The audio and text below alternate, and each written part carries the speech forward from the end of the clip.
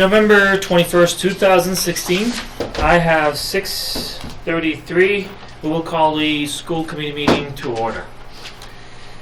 First on our agenda, we have our minutes from November 7th, 2016. Did everybody get a chance to look at the minutes? Is there a motion to approve? Motion. Is there a second?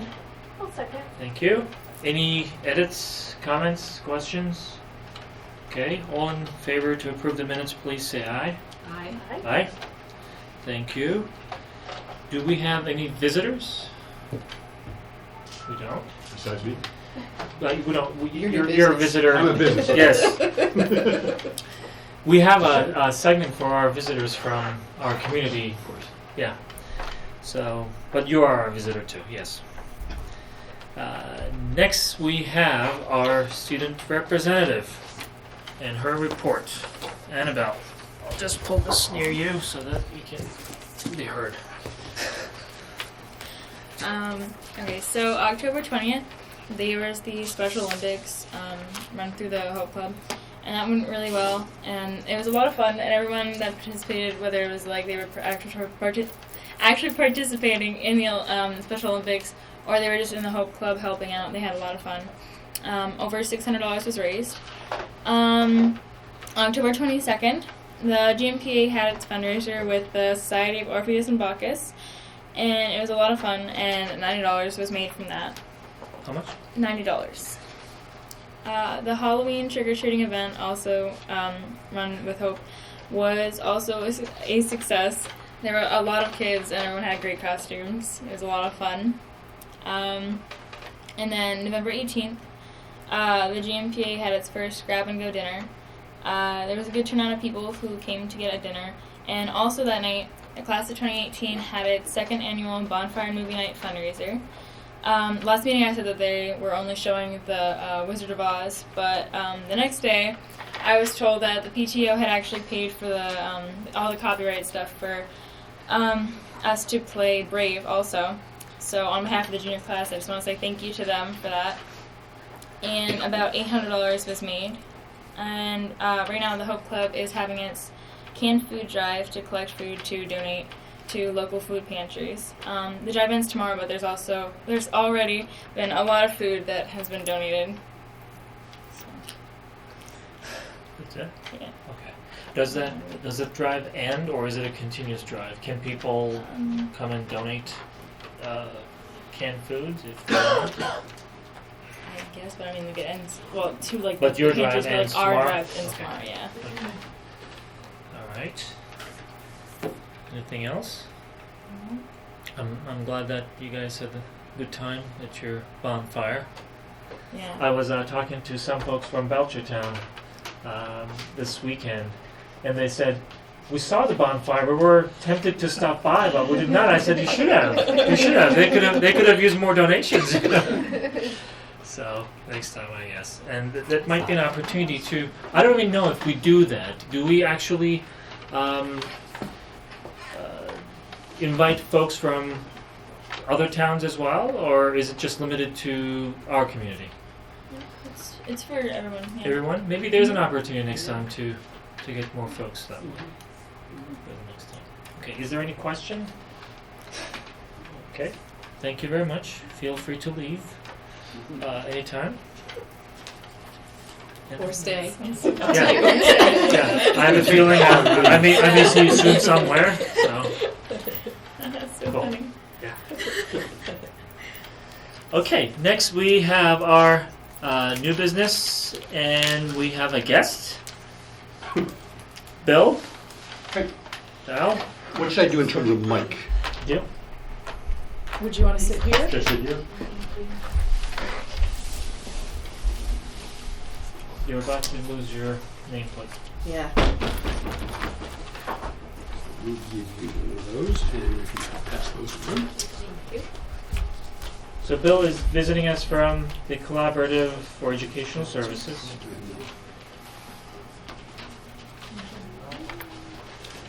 And I believe it's on Jen's invite.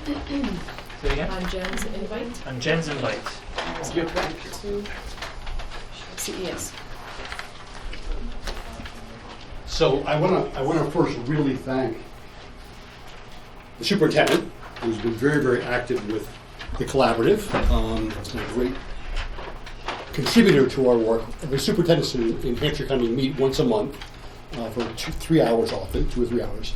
And a lot of time is spent discussing common issues. And I think there's a lot of learning that goes on, a lot of sharing of both issues and resources, and you've been extremely active with that, so I really appreciate that. Now, I'll talk in a minute as well. Granby's been a very active participant in CES activities. I also want to thank Jennifer, who's our new board member, and Enri, who is our old board member and was there for a lot of time, and Marie, of course, I know as well. So I know almost everybody at the table. I'm Deanne. Yes. Nice to meet you. Nice to meet you. So I won't take too much of your time because I know you always have a big agenda. What I gave you is this folder, first of all, describes all the different programs that CES does. And I have 4 different things I want to do as part of this evening. First of all, just to talk about CES, the things that we do, kind of our background. Secondly, to talk about the kind of services that your school district takes advantage of with CES. Thirdly, talk about some upcoming things that might be of interest to Granby. And lastly, to ask you for ideas, suggestions, questions, etc. Because we first and foremost are a member organization and we want to serve our members first. So we have the different services here. The collaborative started out in 1974. We were a special education collaborative, as all collaboratives were, and it branched out over time into professional development, after-school activities, all kinds of other things as well. But first and foremost, we've been a special education provider and then service to districts in terms of their special education needs. So if you look at this colorful chart, this checkbox describe the different services that Granby's taken advantage of over the last 18 months or so. So I'll describe the programs a little bit if you don't know about them, and then if you have questions about the services you guys receive, please let me know. Pick Academy is our special education program in Northampton. It's for high school students who have significant social emotional issues, struggles, and they're often can't be handled in district, and so they also don't make sense to send them out of district placement. We serve that kind of middle range of students. We have, I think, 2 of your students, I believe. Yes. Yep. Then we also provide all kinds of other services, special education services. Occupational therapy you're using, assistive technology you're using, and I believe you're using speech. Is that right? Mm-hmm. Yep. So those are some of the services you're using that we are able to provide. Mount Tom Academy you aren't using right now, but quickly to describe it, it's a program for high school students who are struggling with fitting in. They typically aren't special education students. They often may be students who've been bullied in school, or students who are really smart and just bored, whatever. It's on the campus of on the campus of Holy Community College. So the students are there completing their high school degree from your high school, and also taking community college courses. So remain your student, graduate with your senior class, etc.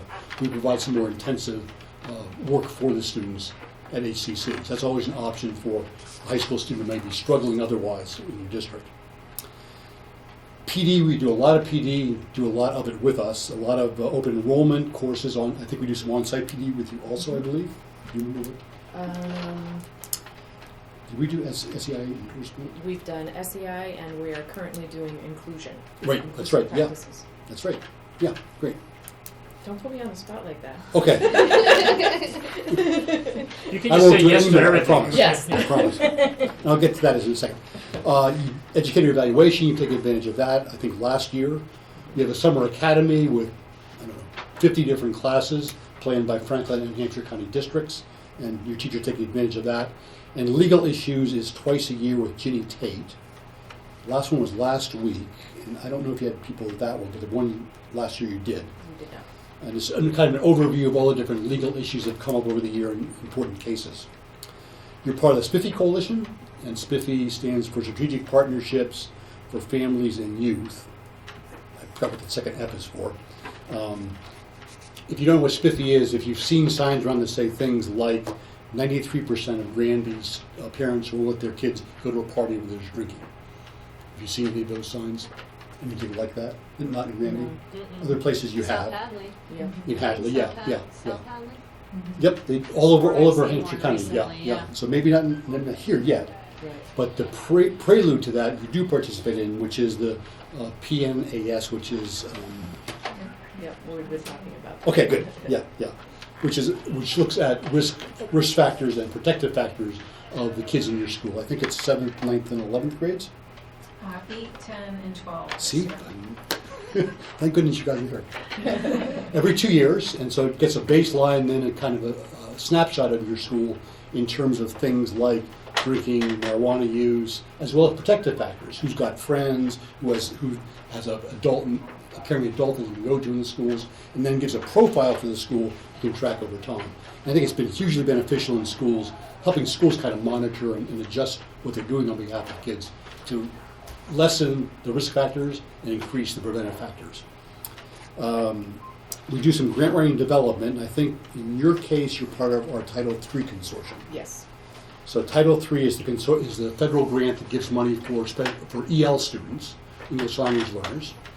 You have to have 100 English language learners in your district to get your own grant. Except for Northampton, none of our districts have that. So we have a consortium of all the districts have 1 to 100.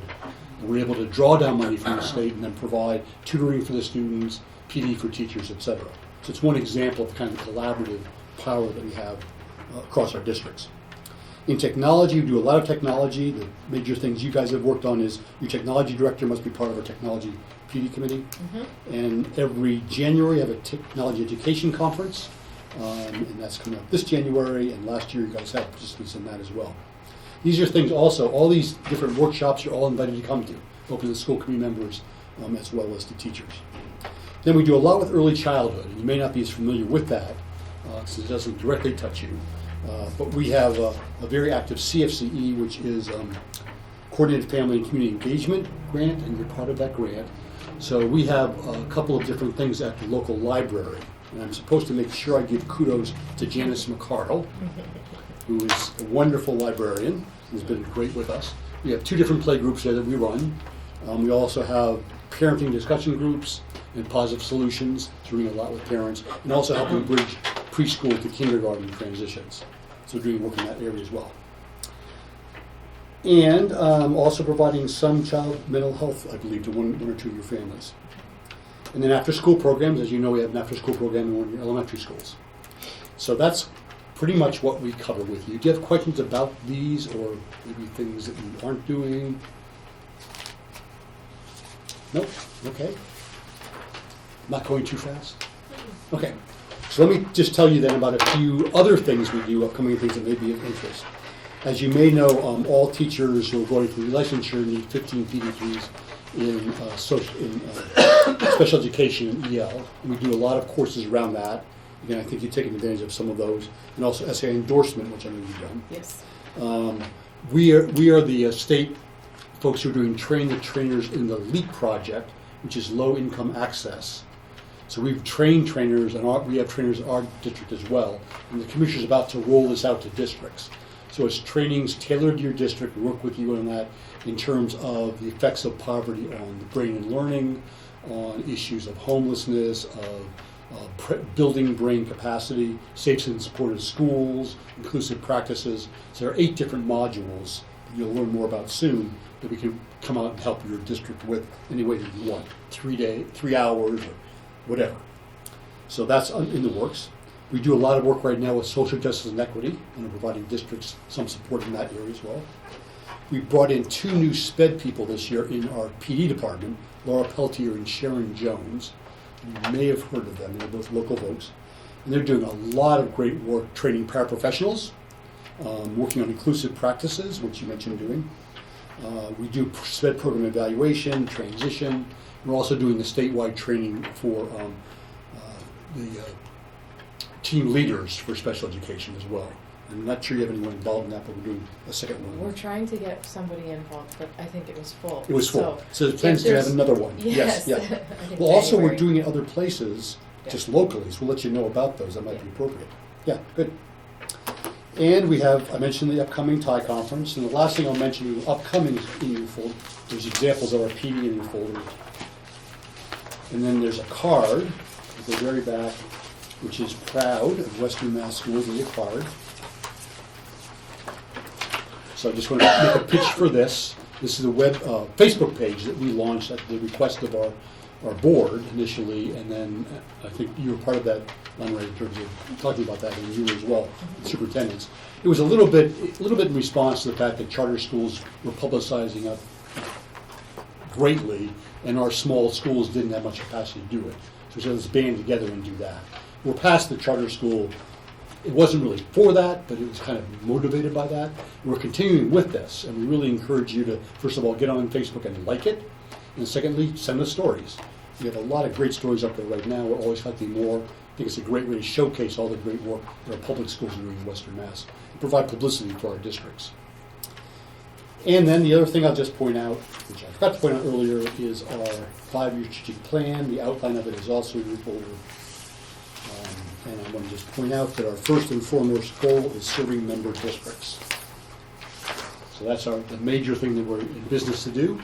Second one is to foster success in children, youth, and families through special education, after-school programs, etc. Third one is developing exemplary educators, LLPD. And last one is innovative practices. So going to the first one, the serving member district needs, I want to kind of open it up and see, are there ideas, are there things that you think, this would be great if Granby could get this kind of a service, or maybe you could collaborate with other districts on this particular thing. I don't know if you have any ideas or not, but I welcome ideas you've got, questions you have, kind of open it up. That's okay. So questions or ideas? Anyone? So, Bill, I really think that any box that is not checked right now on here could potentially be an area of collaboration for us. Great, right? absolutely. So, given that we are a member school district,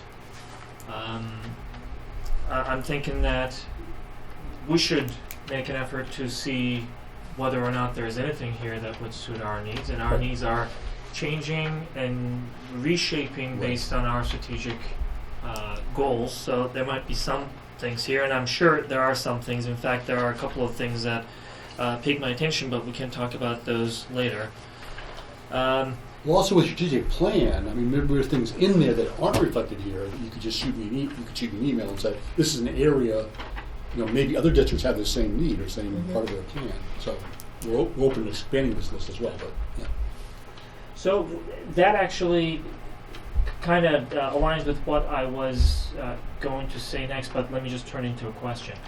The last few years, I am seeing the collaborator's role to nicely move away from a very narrow focus to a broader focus that allows us to really be able to come to you and say, hey, we need something like this. Is it something that you can help with?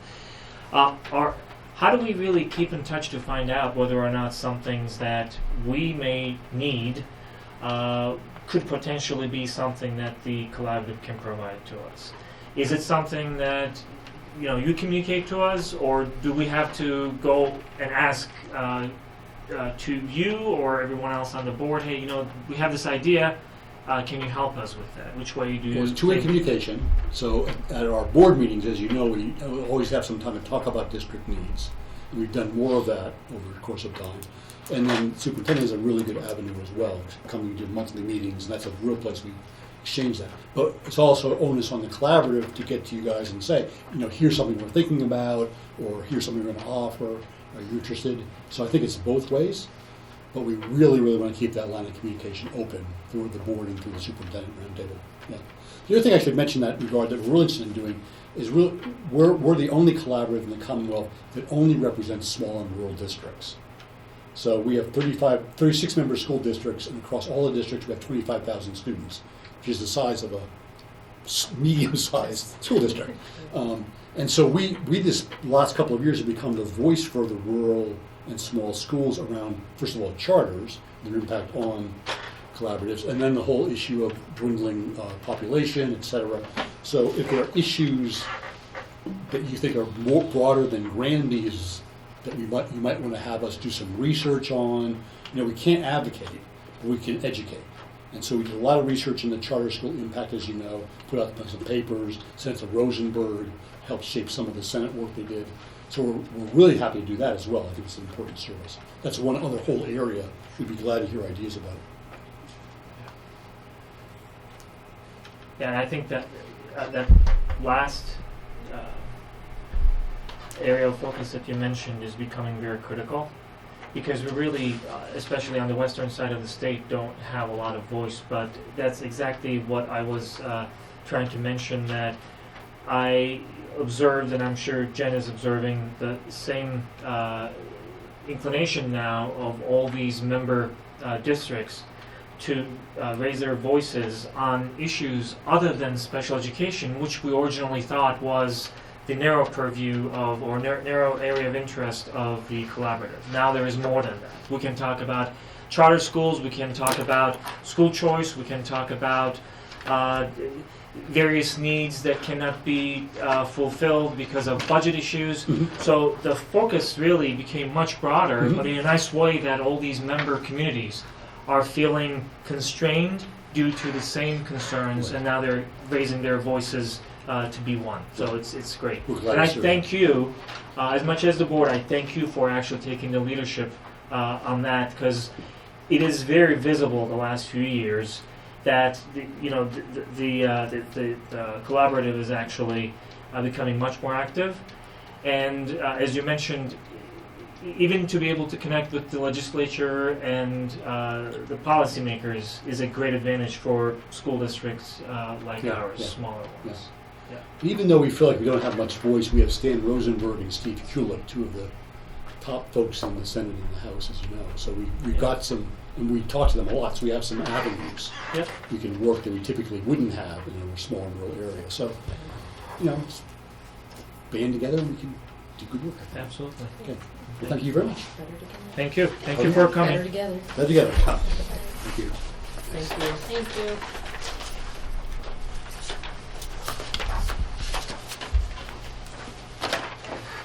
I just wanted also to say thank you to Bill. The professional development that comes through my office and then gets dispersed to the teachers do enroll in them. And it is something that we don't necessarily track unless it's part of their PD plan, but we have teachers going to the SEI courses, to special education courses, to history courses, to how to teach math. So we really do, it doesn't really show up here as much as what our teachers are doing in terms of spending their time gaining professional development using CES as a provider. So I wanted to say very much thank you for that. We're not able to, as small as we are, really provide a lot of those opportunities. It's a great opportunity for them to develop a professional network with their colleagues in other towns so they can talk about, similar issues, but also how they're problem solving. So thank you for creating that. Glad to do that. Okay. Well, thank you very much. Thank you, Bill. Have a good evening. Good night.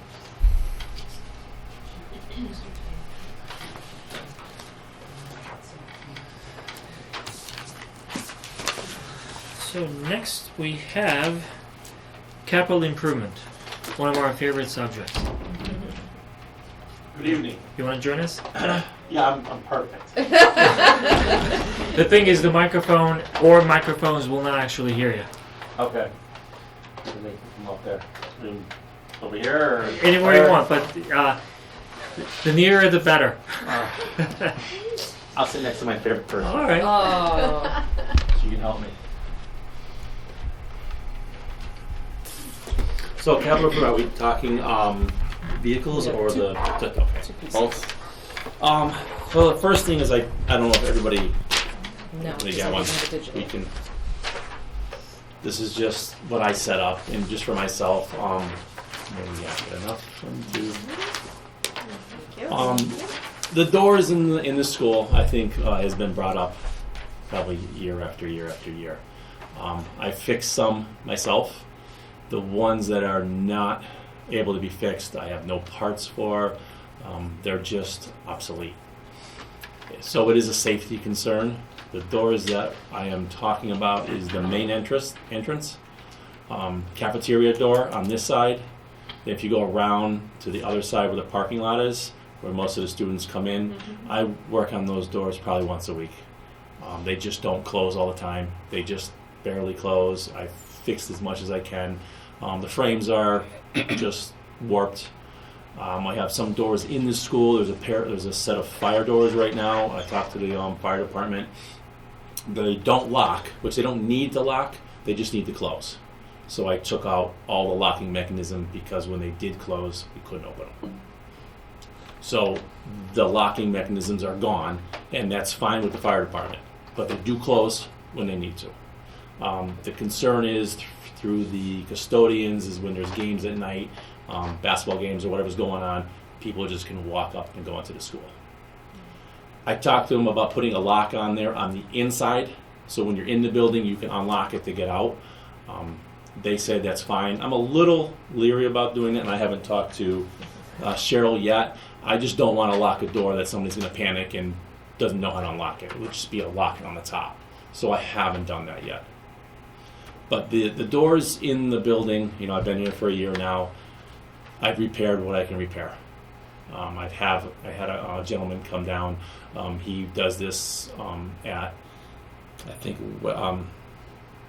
it's not Winnick anymore, Western New England University. Yep. So he does that there, and he has some parts on his own, and he's come to East Meadow and fixed the front door a couple times, and he's been here a couple times where I had to get locks fixed, and he has parts that I can't go to Hoyle Clock, I can't go anywhere to get. It would have to be brand new, and the one door I fixed cost me $300 in parts, $1,500 brand new. So I went for that. Yeah, 300. So, it's... Yep, so just a little bit of a backup. How we created the capital request moving forward was taking a look at what Dr. Houle had developed as the 5-year capital, recognizing that some changes had been made because the building of the elementary school was approved, recognizing that we have some discussions that we need to have about the facilities in general, and that the safety piece really rose to what we decided to move forward in terms of the facilities, in terms of the Granby Junior Senior High School. And so doors really were the piece that came out of Dr. Houle's plan that we moved forward. The rest of the things, we do need to address the roof, the windows, the rugs, those kinds of things. But I think it's a longer discussion now that the building had been passed. So some decisions to make for the Granby Junior Senior High School. And when the next door, East Meadow, does get closed for renovation, I'm going over there and I'm taking every door hardware I can. Because they're the same. So I will be, as soon as they say that building is not going to be occupied, I'm just going to rip everything out I possibly can and just store it here. But, the main doors in the building. The fire doors I'm a little concerned about. I think it was to repair $3,700. I don't have a copy for myself. But fire doors, yeah. Let's see. I went brand new because the previous whoever tried fixing and put holes in the fire doors, so they're not considered fire doors anymore. Which are, they're plugged up the best I can plug them up, but they're not considered fire doors. So those are the ones I'm concerned about. The ones that are in the front of the building, on the side of the building, I just continue to fix. What does the fire department say about the fire doors that have been plugged up? They pass them. I have my inspection before the school year by the town, and the fire department comes through. On a fire door, you're not supposed to put a hole in it. If you do, you're supposed to put a metal over it, sandwich it in, so just the flame can't go through and air can't go through. That's the whole thing on fire doors.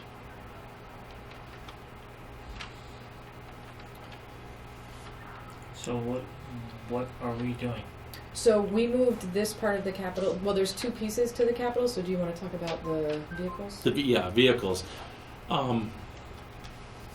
We have. Everybody knows there's a new maintenance guy in the town, Patrick O'Hare. He's working out very well. He's going to be plowing this winter. Last winter we were good, not too much snow. I'm a little concerned about this winter. It takes me, and it was me and Dave Turcott. Dave Turcott was plowing the town. It took me 4 hours of plowing, getting here at 4 o'clock in the morning. Started with the high school, went to East Meadow, and then West Street. I just barely got in before teachers were showing up. And that's with the winter we had. This winter, I think we're going to be in a little bit of problems. I'm really thinking that. The truck he has is the old flatbed truck, which I spent a little bit of money on already just to keep it running, and I don't think it's worth putting money into anymore at all. We're never going to get the money back.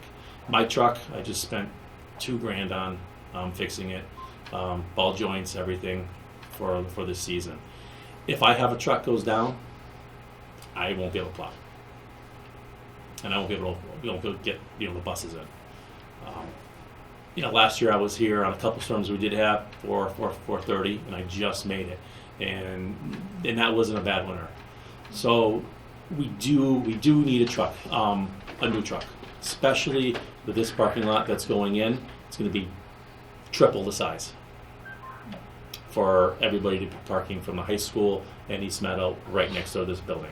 It's a lot of snow to move around, and it has to be done. It's not like I had the teachers' parking lot there, the teachers' parking lot here. Now this is where everybody's parking, so that has to be done for the teachers to park.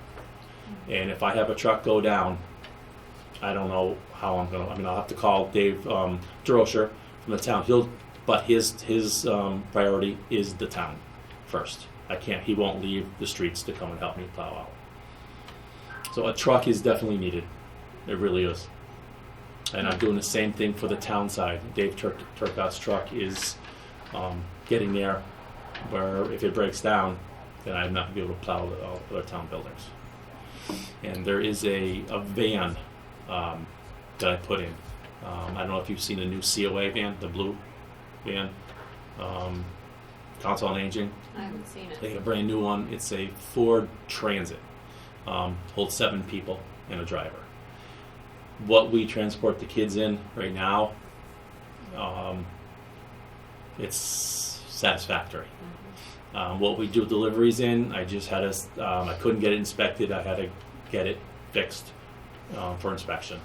Both those vehicles should be traded in to get one. I have a station wagon which I got from the town for free. That would maybe stay here for Chet to do deliveries of the food back and forth. But the other 2 vehicles, it's going to come time where they're just not going to work anymore, and we should put money into them. Do you have a timeline on these? What's the urgency? Definitely, I'm hoping before next school year. Especially for the plow. This winter, I know I'm not going to get a truck for anything, so I put so much money into the one truck we have that's decent. But next school year, when construction's going, the whole plan of plowing this new is a lot of plowing. Yeah. A lot. I don't think this was on our radar at all last year. We didn't. Did we? The truck? About the We plow, talked about the van. The van, plow yeah, truck. the van we talked Yeah. about. but not the other truck. Not the other truck. No, I'm bringing that up. Yeah. Brand new. Yeah. So to hear it for the first time. Well, we're going to a campus now that is going to be much more plowing. It just is. Right. You take West Street's parking lot and put that over here. Yeah. It's going to be a big parking lot, and all the bus route, all the front of this whole school has to be done approximately the same time. High school side first, and then East Meadow. What's the cost of those 2 vehicles? They didn't get? I put it in. I believe I put in the capital request. Yeah, I have. This is my copy, but if you'd like to, I have everything in here. Oh, I didn't have a digital version of that, so no, it didn't. No, okay. No, so I'll I did just- not have a digital version because John was working with the town side on the trucks, and then I only had the digital version of what I completed for capital, which were the doors. But for the Ford Transit, I got a quote online through the bid. So it's a state bid. So this is the best price we could get. $26,000 for the Ford Transit. That would be one, and that would replace 2 vehicles or 3, and I can trade all those in right to this. So this price would drop a little bit. please? Oh, yes, of course you can. Yep. So the Ford Transit, and it's if you want to look at the COA, that's what they have. They transport everybody around in that now. What about the plow truck? Plow truck is school department. They're both the same. I put in 2 bids, one for the town, one for the school, exactly the same. It's a new F-350, 9-foot plow. I went up 1 foot on the plow because the town keeps parts for a 9-foot plow. So I'm thinking that we can interchange them, save some money there. It came to, now this is not exact price because the quote is only good for 90 days. I don't see it going up too much more, but it was $45,565. This is new. Brand new, yeah. I would trade in the old F-250. Do you have any estimate how much money we can get for the trade-ins? Well, not too If much. you don't know, the little station wagon, probably a couple $100. The F-150 flatbed, I would take everything off of it I possibly could to put onto the truck we do have.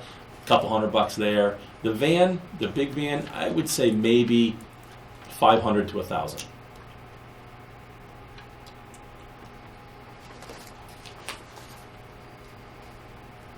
And the F-350, what I drive right now for plowing is an F-250. I can't put a sander on the back of it because it's sander's too heavy. I would be able to put a sander on the back of this, which I do have from a town side. I could get one if we needed it. Yep. So let me ask you this: an F-350 is a large truck, but that's a pickup truck. Pickup truck. Oh yeah, I have which I Right. ordered flatbed dump. Yep.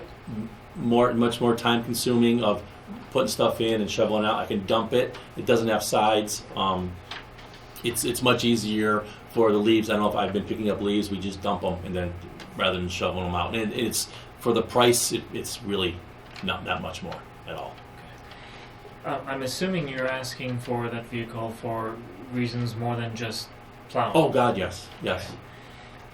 If we do not use the current trucks for plowing purposes, do you think their lives can be extended?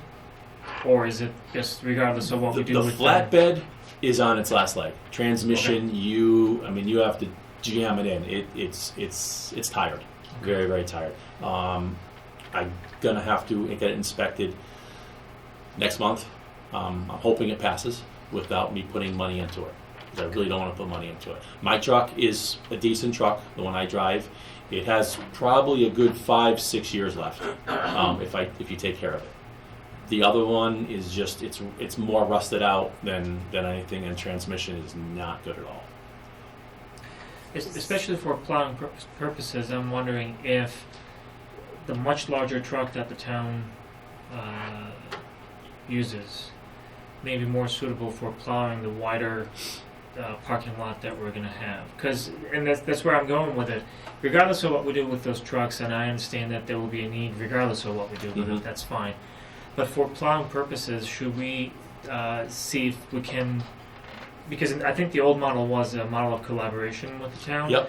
Should we consider that, given that there will be a larger parking lot, and it may take, as you said, hours with a pickup truck to really clear this parking lot? That's why I'm going with the bigger truck, a bigger plow. I have talked with Dave DeRocher already, and before I got here, I don't really know what the collaboration was. I don't know if he came up here right away, or it was something that he came in when he could. Yeah, I've talked with him. He's down drivers. He has a hard time getting people to plow on his side. He says if once he's done, he'll come up here and help me out. I didn't have him come up here once last year. It was I did handle it. I'm just worried. I think we're going to get a storm this year, a big one. Is a used vehicle an option? It is, of course. I know it's not ideal. No, it's not.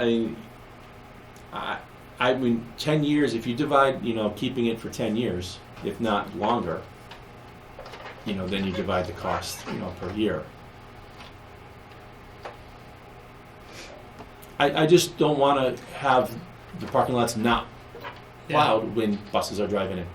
That's actually a good point that you just made. Do we get any installment plans on these vehicles? Do not know.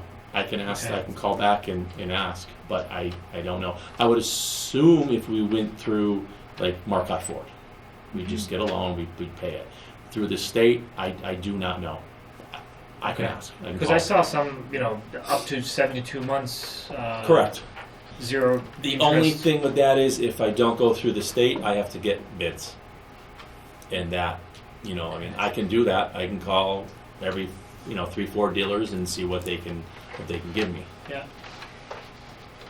That may actually reduce the burden a little bit. I see your approach. We're going to use this thing for 10 years, Yep. 15 years, divided by that number, and that's your annual cost. But if we can actually get something that's going to allow us to pay in installments on top of that duration, Yep. that would help us. Obviously, our concern right now is that we're getting close to our budget cycle once again. We're going to start earlier this year, but nonetheless, we are pretty close to it. We're trying to gain our footing as we do next year's budget. It may be a much easier conversation not much easier, but easier conversation for the following budget cycle. But anything we can do to mitigate the cost of this Mhm. for now, that will be great. Okay. All right. I will look up. I'll call some Ford dealers Yeah. and just, see what their cost is. What I've been told is through the state, we're getting a good price already through them. That's where the town buys all its police cars. Dave DeRocher buys all his vehicles, the big trucks, and that's where they send me.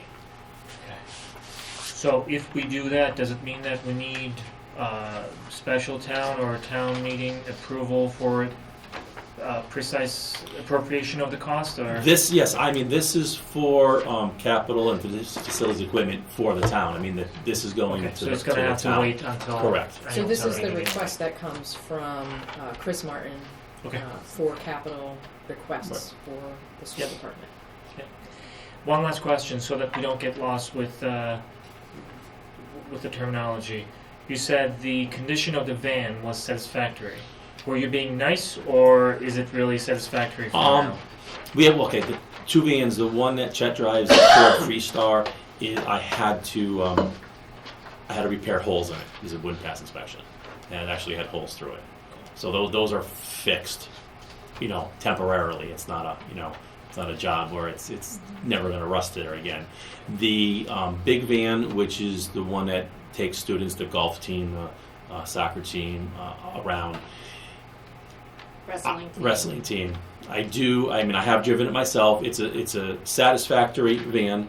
There is rust starting on it. There is rust in the back quarters, and there's rust not through the floor, but gonna be through the floor.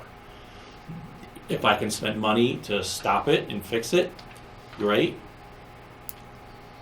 But you're going to be fixing it continuously Correct. from now on anyway.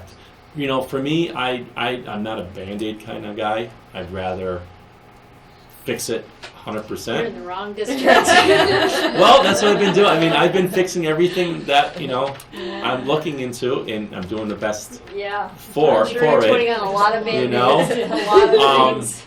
I'd rather, spend money if we're going to keep it. Spend money to fix it, and we can let it go for 5 years, rather than keep spending a little bit here, a little bit there, a little bit there, and it just ends up being more than we would have spent the money right off the bat.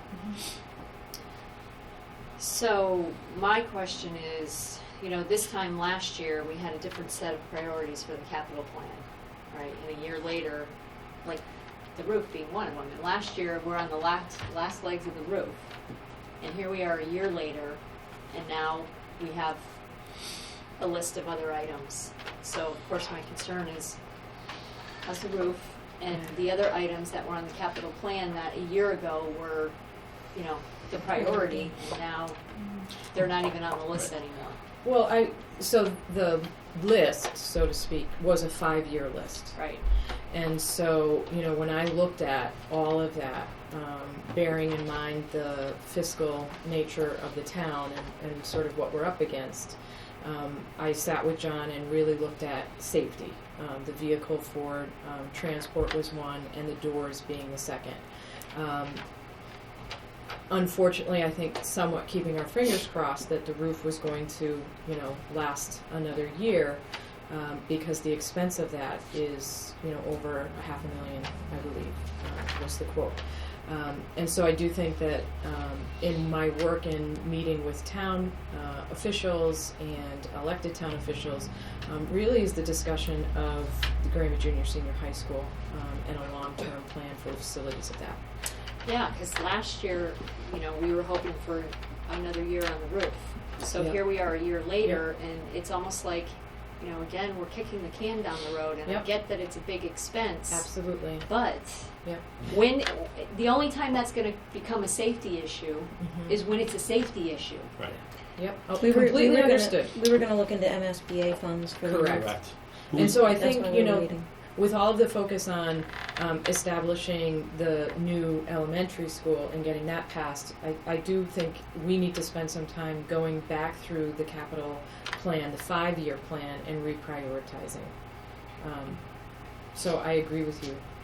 Who was the gentleman who was here who did the audit? The Yeah, state was into the do the state. audit, so And we will we- have a report of their audit of the building as Right. well. We did go on the roof, and the roof itself, the membrane, is in good condition, he said. There's just a big area on this corner here, which did leak the rainstorm we had.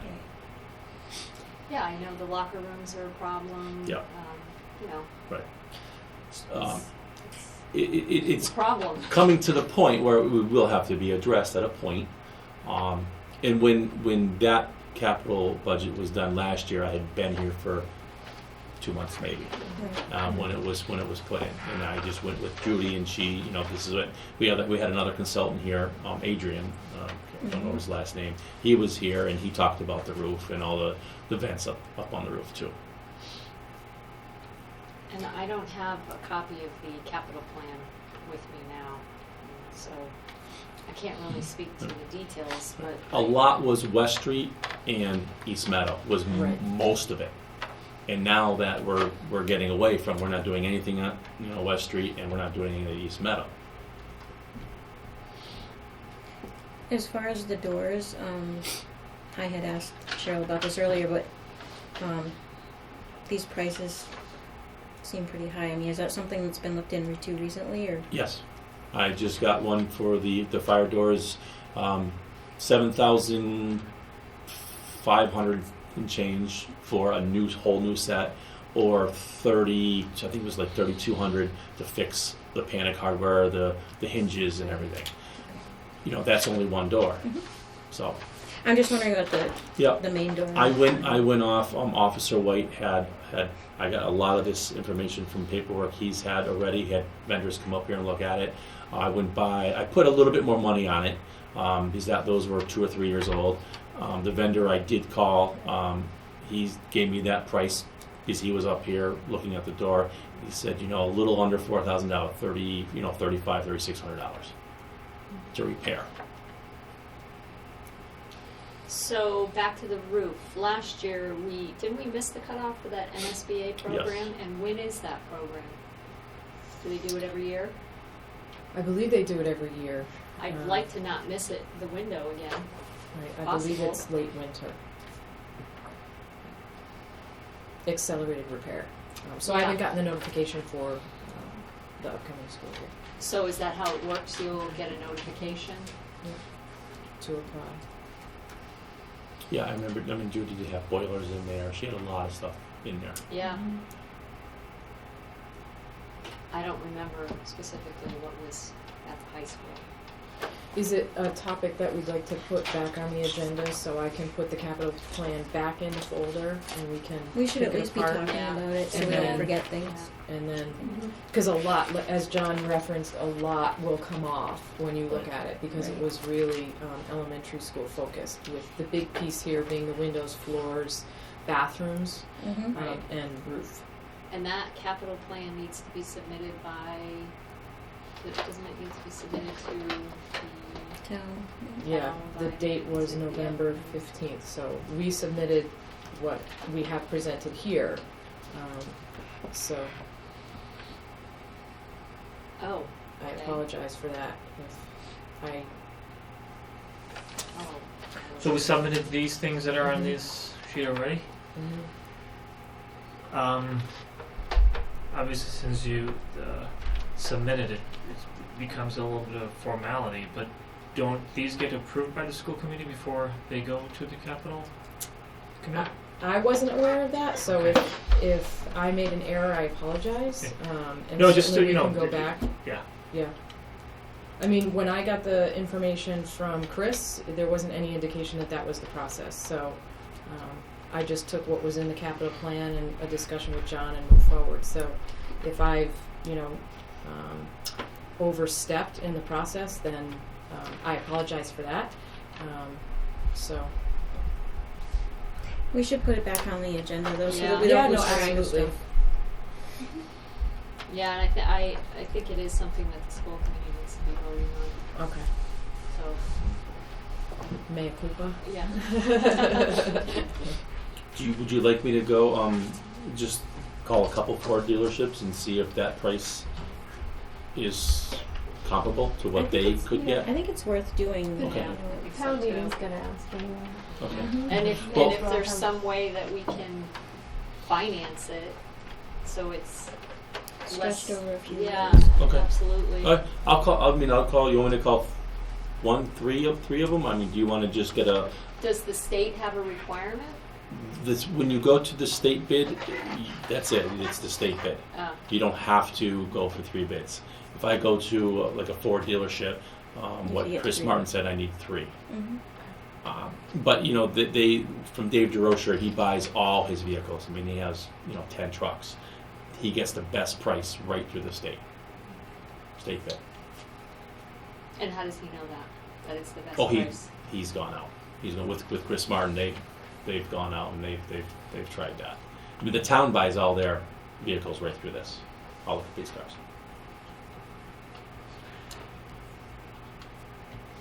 I don't know. There's a part of me that thinks it might be worth it. Okay, no, I will. But I think I'm it is- wondering it is if it's worth worth it. All it done is this right. way No, kind of I will thing. take this exact paperwork. I'll give him this exact paperwork because I have a quote for I got everything, it. and I'll go to the markup for it, and I'll just say, hey, what's the best price you can do, and Not to I won't tell him mention, this price. town meeting has a habit of approving all the vehicles that they ask for, and not a lot that we ask for. So I think, I think we have to prove that we're getting the best price at the very least. I will make sure. I'm all for saving money. Sorry, I'm bringing up I mean, I didn't last year. I was brand new. I just Right. started. Oh yeah, no. But the vehicles, if Cheryl Stanton calls me and says we're having school, I mean, I'm here. I'll be plowing. If I have a truck break down, what do we do? Right. No school. We can't. I mean, No, we were aware Yeah. of the passenger vehicle. It was Yeah. just the plow truck. This is literally the first time I'm hearing of it. my truck would go to PAP, and I would take the new one, and I'd be the first one plowing. He already has his. He knows that he's taking care of West Street. And like I know I'm repeating myself, but once the new I call it a campus, is open, there's just a lot to plow. A very lot to plow and to move all that well, stuff. and you won't be able to time schedule it like you do now because it's all Yeah. here. Correct. So, Correct. Yeah. And that's a thing with asking the town to get in here. Their priority is streets before buildings.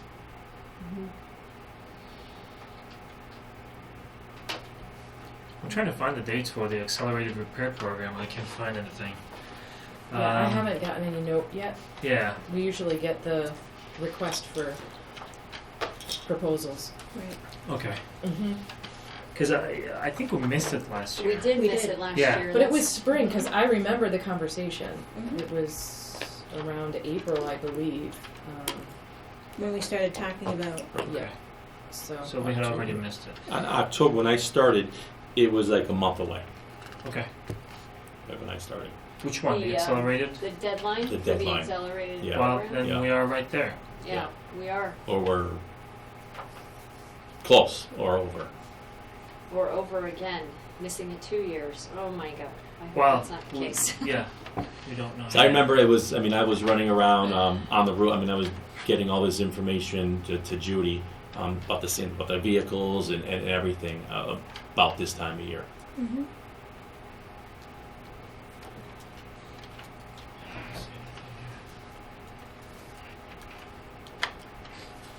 So accelerated repair program, the deadline was in February this year.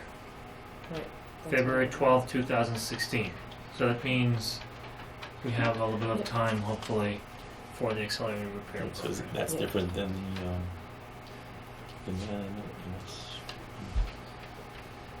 Is I'm not that sure which through one the you are. MSBA? Yeah, that's the MSBA. yeah, it is the MSBA.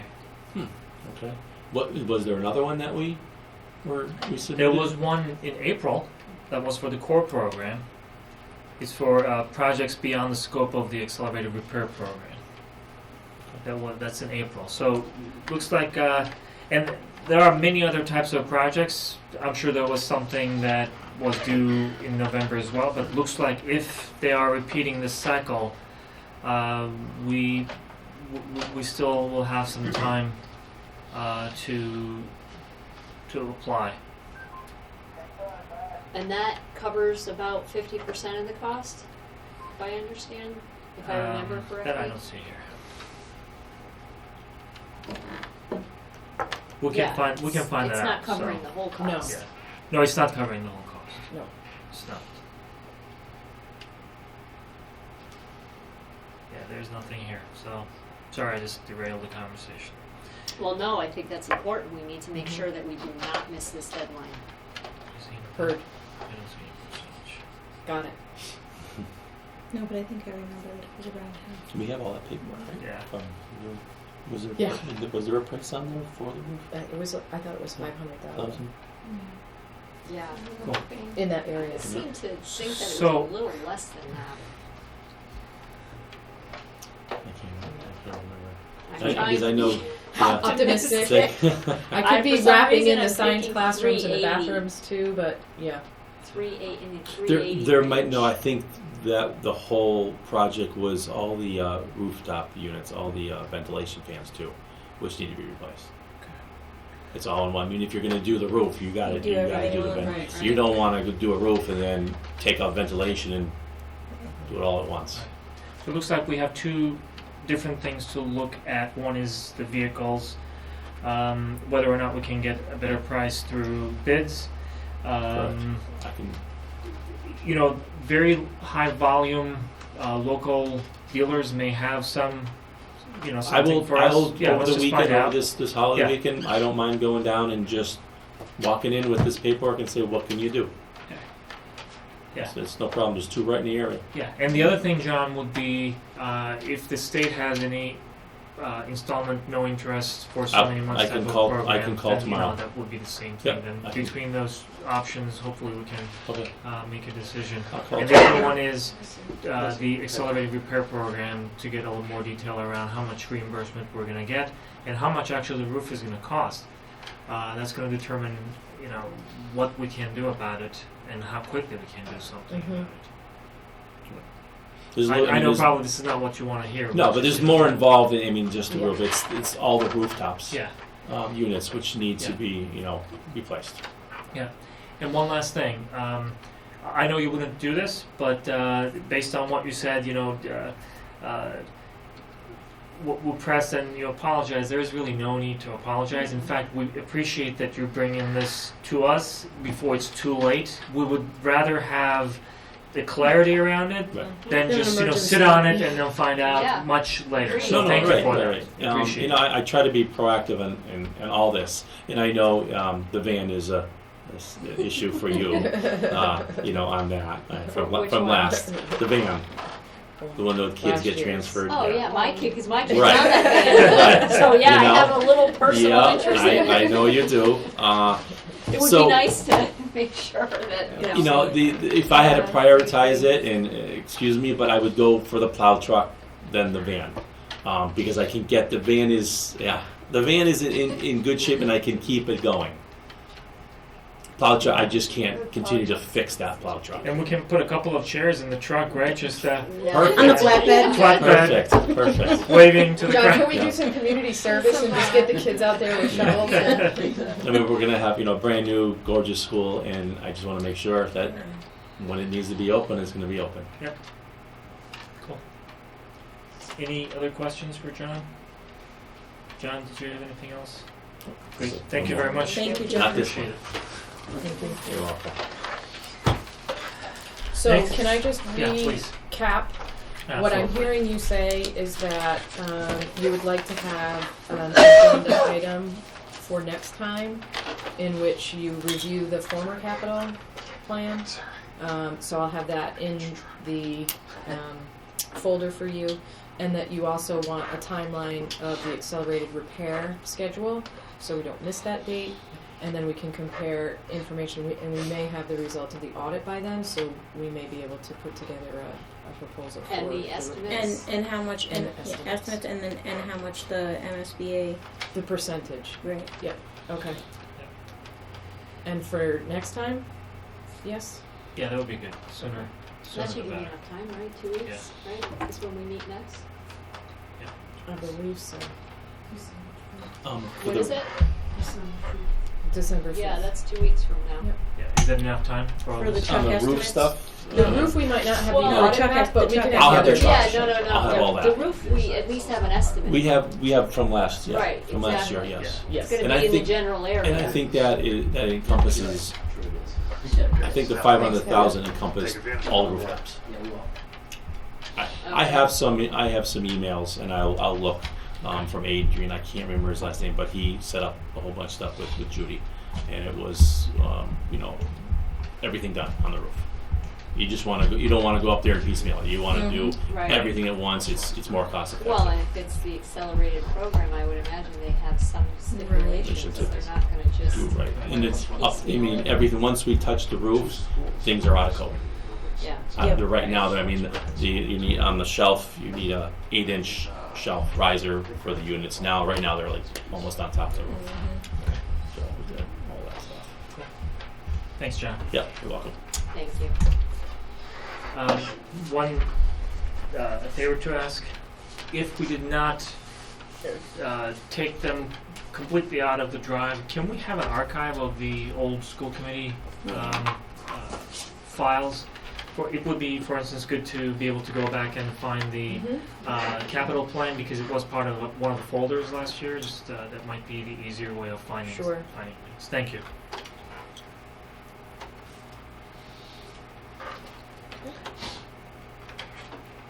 And I would like to just take a second while we have John here to say thank you to the work that he does every day. Thank you, It's, John. we touch something and it seems like it's more than what we expected. And John's doing a good job, I think, balancing total replacement with what he can repair, and then does only seem to come forward when it's at that point where it's, we can't really do anything else with it. So I always appreciate that. Start calling the doctor too. Yeah, exactly. Just to fix it. I do my best. Thank you. Yep. Your trees are out. I know. Choose I'm it. so excited. Everybody else out with me? Yes. Yes. Okay. Thank you, Thank you. John. Have a good evening. Next, we have Peace Builders and AP. Great. So can we first start with the AP? 'Cause Absolutely. I Yes. should send my friend John home tonight because I said it to West Roxbury tomorrow morning. I want to make sure he gets a good night's sleep. So I first want to introduce John Smolinski. Do you remember meeting John? He came back. He was here in the spring of 2014 when we initially launched. At the time it was MIMSI. Anyone on the board in 2014? Yes. Remember Yes. meeting John? Okay. So I asked John if he could be with us tonight because he's the man that I often talk to when we have any questions around AP and the program. His title is a senior field director, and he's worked with over 100 schools in the Commonwealth, including ours. He says that he's been in just about every school in Western Mass except for one or two. And I rely on John for advice in terms of where we are in Granby compared to other schools, especially with our demographics, our grade levels, and possibly where we're going. Just to give you an overview before I turn it over to John, we are in year 3 of a 3-year grant. We do put forward about $10,000 to be part of this cohort of schools. In Granby's particular case, it's with 4 other schools. I want to make sure I get the schools right. They're Chicopee, Agawam. Got a map. We'll see Okay, that. and it's part of the packet. But I thought that what I would do is, I met with Deanne over the summer around AP. Briefly, we talked a little bit, and at the time, Deanne said, I'd like for this to become possibly a school committee topic and discussion around results and scores. And so here we are in November, bringing AP, our program, where we currently are, and hopefully where we want to go.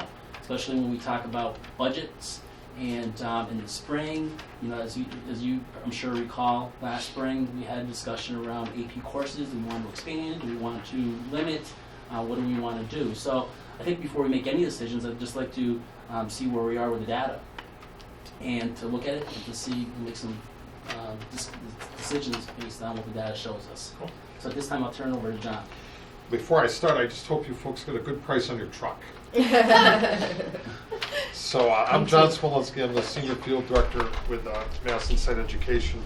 We support your advanced placement math, science, and English courses.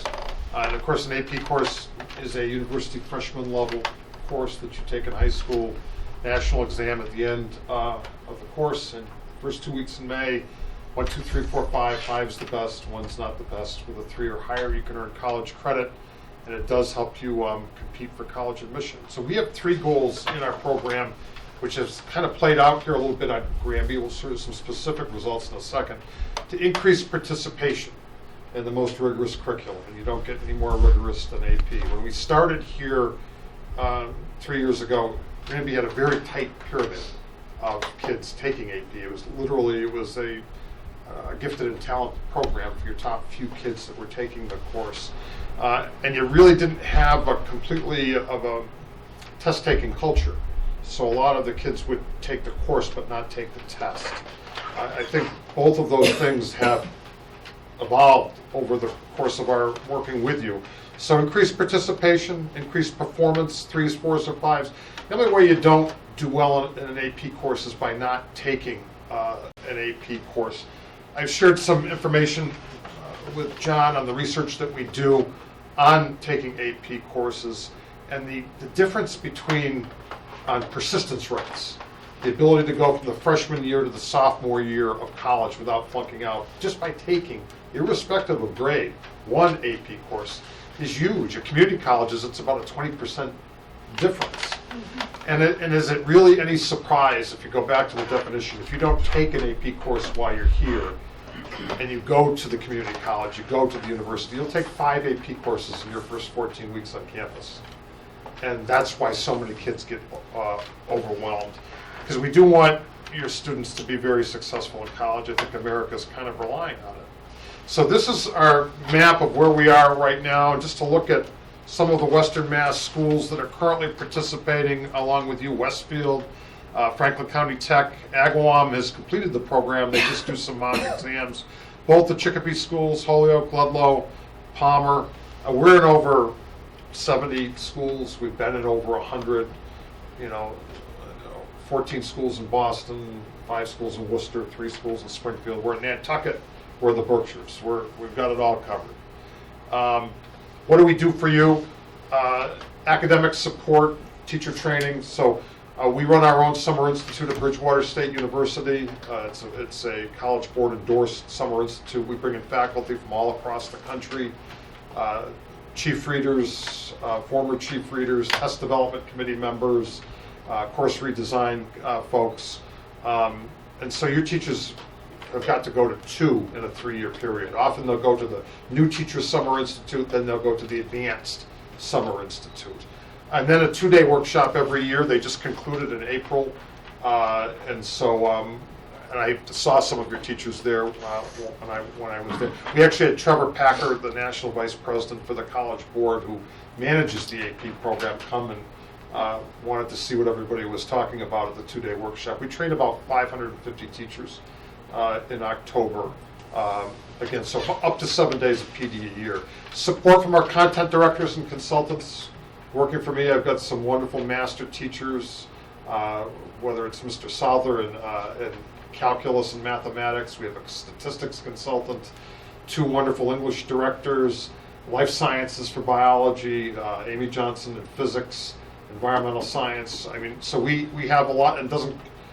So these folks can come and help model a class or work with a teacher on a lab, actual in-classroom support. And then we do some outreach to parents and students. I was just here a couple weeks ago where we did an AP kickoff assembly, which is like a little academic pep rally to help convince the kids to come to the Saturdays. We do offer Saturday student study sessions, so if you're a senior taking calculus, biology, and lit, you would literally be able to do 9 Saturdays, 3 per content area. 2 of them are academics. They're like 8 to 12, 3 different sessions. And 1 is a mock exam. So they administer a full-up released advanced placement exam. We'll externally score it for you and get it back to the students and teachers about 6 weeks out from the actual exam. We've helped pay for your tests. We underwrite the cost of the exams by about 20%. Equipment and supplies, we've provided some funding for equipment and supplies over your years and bought a variety of things from textbooks to graphing calculators to spectrophotometers, a lot of different things. And so that's the program. So you are completing your 3rd year. We do have a sustainment program that is available to schools. We've had schools that have been doing this for 9 years now. Cost actually would go down because you would be getting a little less. So we would no longer underwrite the exams or provide equipment and supplies. But say you just wanted to do Saturdays or just wanted to do STEM Saturdays with your kids. The cost would be somewhere between 1/3 to 1/2 of what it is now. So you probably don't often get people coming in saying, well, your costs will go down. So, but it would. I'm going to jump ahead in the interest of your time. This is kind of the reason why it's important that kids challenge themselves in high school. Only about 1/3 of the kids that go to a community college will graduate in 4 years, which is double the amount of time. And about half the kids will graduate from a public 4-year university in 6 years. But what our data shows is that students that challenge themselves and take it, and again, irrespective of the score, but take at least 1 AP course, persistence rate's much, much higher in college. Okay, so this is your enrollment, and this is math, science, English, and everything I've talked about now as far as the value of the program certainly is present in the social sciences or the AP foreign languages, whether it's history, social science, whatever, psychology, AP Spanish, all good. But you've gone from about anywhere from in 2009 with 12 enrollments, which is probably 3 or 4 students, up to about 100 enrollments. And I think you could go higher still. And these are enrollments, these aren't discrete students. So some students will take 2 or 3 APs, some will take 1. But again, in the 3 years that we've worked together, we've managed to double the number of enrollments in advanced placement. And prior to coming here, you had no AP science enrollment, and you had no AP mathematics enrollment. You have both of those up and running now, which is exciting, really. Okay. And then scoring. Remarkably consistent between 2011 and 2014, 15, 19, 17, 19. And now we're consistent again, 33 and 32. And I'm very hopeful that we'll get over 50 this year. And why do I say that? I broke it down today for you on scoring 1, 2, 3, 4, 5. Again, 5 is the best. 4s and 5s are college level A's and B's. That's what those are. And so you look back at 2013 pre-program, very few kids taking exams. Again, you didn't have an exam taking culture. Kids would take the test, the course, but not the exam. We don't think that that's a real good thing because, one, the teacher doesn't know because they wouldn't get the feedback on are they really meeting the standard of the advanced placement exam. And the students don't know what they don't know by not challenging themselves with the AP exam. And then you look in 2016 where you've had a surge at 42, those are scores of 2. And what I tell the kids when I visit with them is that what a 2 is not. A 2 is not that you failed the course.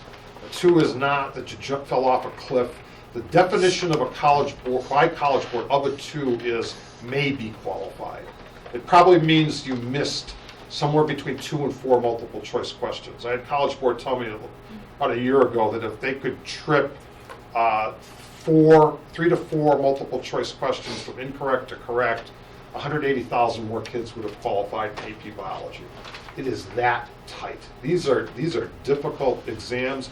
College is difficult, and that's why getting them to experience, the students of that degree of rigor with wonderful high school teachers that have such a vested interest in getting them to the finish line is a little bit different than going to my alma mater up the street, the university, where in the freshman English course you have 300 of your newest friends and the teacher doesn't know your name. Big difference. So so the challenge, can we trip those 2s into 3s? I think that we can. Your teachers are working very hard. They're going to a lot of professional development. Again, I see them at the trainings, the 2-day workshop at the Summer Institute down at Bridgewater. There were fewer 4s and 5s this year at Granby. There were fewer 4s and 5s in selected courses everywhere in the United States, particularly in some courses like biology and a few others. It was a nationwide trend. They change the exams every year, and sometimes they make them a little bit more difficult than they have to, but it is what it is. Basically what you did is you turned some 4s and 5s into 3s last year. That can bounce back very easily next year. But that's an interesting statistic. Again, a lot more kids taking the test. This is an interesting... Quick question. Yes. I think we had 100 students enrolled in 2016. The total is about 86 or so, whatever it might be, because they didn't take the exam. There were extenuating circumstances where, as John said, we put something in our program of studies where if you took the course, you had to take the exam unless there was some type of extenuating circumstance. And so there were 14 kiddos where, for whatever reason, they didn't take the exam. So 17% no take. Is that, how does it compare to? High. Most schools that I've been in 125 different high schools in Massachusetts. It's just an understanding that if you take the course, you take the test. In fact, some schools are very, they'll do things like if you don't take the test, that they'll remove advanced placement from your transcript, because it's an understanding that the exam is part of the test. It's much better than where we were. Yes, no, absolutely. At one time we were like maybe 50% or 40%. Granby's come. Also, cost is a factor, in terms of kids who have to pay for it, taking 3 or 4 exams. Yep. If they're not pursuing, there's a lot of factors that go into it. We'd like to get that number up. And you've come far, for sure. So is it a requirement that if you take the AP course, you have to take the exam? It is, unless there's some type of extenuating circumstance that's agreed by the principal that you can. It's a local rule. It's not a college board rule, so to speak. It's a local school board rule. And so if it's a financial constraint, do we have anything in place that would assist? Yeah, if someone is, I believe, free and reduced, they pay $1. It's $18, and if it's math, science, English, we'll underwrite 20%. If it's not a student on free or reduced lunch, it's $93, and we'll knock off about $20 off that cost. So yeah, it is. Now some schools will do things like the English class will get together and they'll do a car wash to pay for everybody's AP exam. There's different ways you can get to go on that. Some districts that have more money pick up the fees for everybody, but it's a lot. It's not cheap. Do we have students that have backed out because of financial reasons? I can look into the specifics. Maybe not so much financial, Deanne. I bring that up. Maybe those are conversations that parents are having with their children at home that maybe not necessarily make their way to to the school. The other thing is that we have to be very careful in terms of around financial information, because the school can only do so much. And that's something that David and I have been talking about. We cannot say, look, we believe that you're having financial difficulties at home. Can we help you out? The school cannot go there by any means. We have to just inform them that there's a mechanism and you can bring it to us. And that doesn't necessarily mean that they're going to. We can have hints that maybe something is going on, but it's not like we can go to it and say, we have set the cost of the exam for you. We cannot legally do that. But the other thing too, which I think, just along that point, I think we need to be very clear, is that because we were very new in the program, many students were taking 4 AP courses, 5 AP courses, and they said to themselves, there's no way that I can take 5 AP exams and prepare myself for it. So they made the choice of taking 2 or 3. This year we've sort of capped AP offerings by telling students, for we believe valid reasons, that you should be looking at 3 AP courses at a max. Focus on those 3 AP classes, and with that you'll take those exams as opposed to just jumping into it and taking 5 at a time. And for your students that do get college credit for this, that $90 exam fee can turn into thousands of dollars of savings. I mean, particularly in the sciences, if you get a 4 or 5 on an AP Science or Math, that's going to be 6 or 8 college credits at UMass Amherst. That adds up pretty quick. I mean, but another slide that we show is we can template a lot of data on one piece of paper by taking the number of scores of 3 or higher per 1,000. Let me orient you to the slide. Blue is the United States of America, orange is Massachusetts, green is Granby. So for many years you were actually below the United States of America, largely because you had a very tiny program and many kids not testing back in the day, back 7, 8 years ago. And working together with John and your wonderful team here, many more kids are taking the test now. And now you're above the United States of America and poised to go above Massachusetts, I think, with this year's exam. And that would be a great outcome. And so you've made great progress. Some highlights. Last year, 108 exams, all subjects, 54 scores of 2. Again, defined by College Board as maybe qualified. What we found, and this is just anecdotally, if you get a 2 on an AP exam and you retake that course in college as a university freshman, you're going to probably going to get a B or an A, because you were this close. You probably missed 3 or 4 questions, and now you're starting from scratch and retaking it. It's just it allows you to start out from a different place, really. 43 qualifying scores, that's all subjects. 8 scores of 4 or higher, those are college level A's and B's.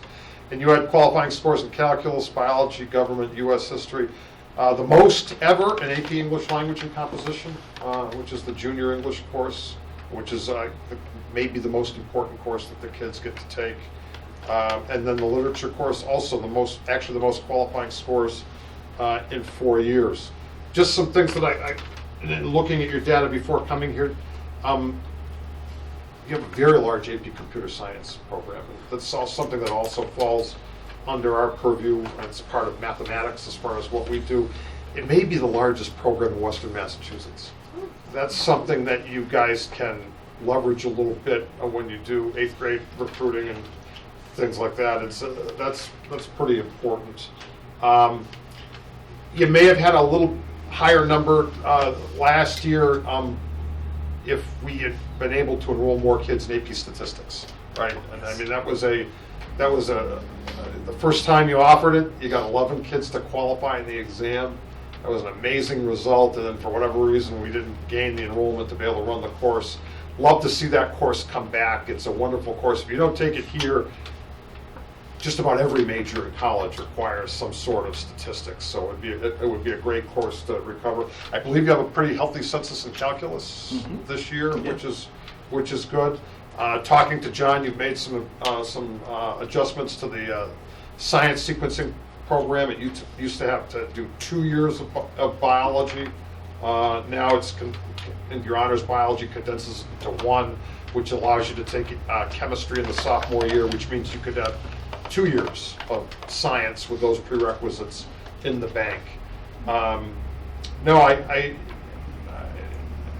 think that you've made great progress. I'm very anxious to see how you do on the exam in 2017. And again, if you decide to continue after this year's superintendent, if you wanted to have a conversation at some point, I mean, it could be very surgical based on how much money you have to push toward that truck. But it might be just STEM courses that the kids would do the Saturdays on, or and it can be we can reduce the cost significantly. Subject to your questions. Well, my question, I think, is maybe more geared towards John.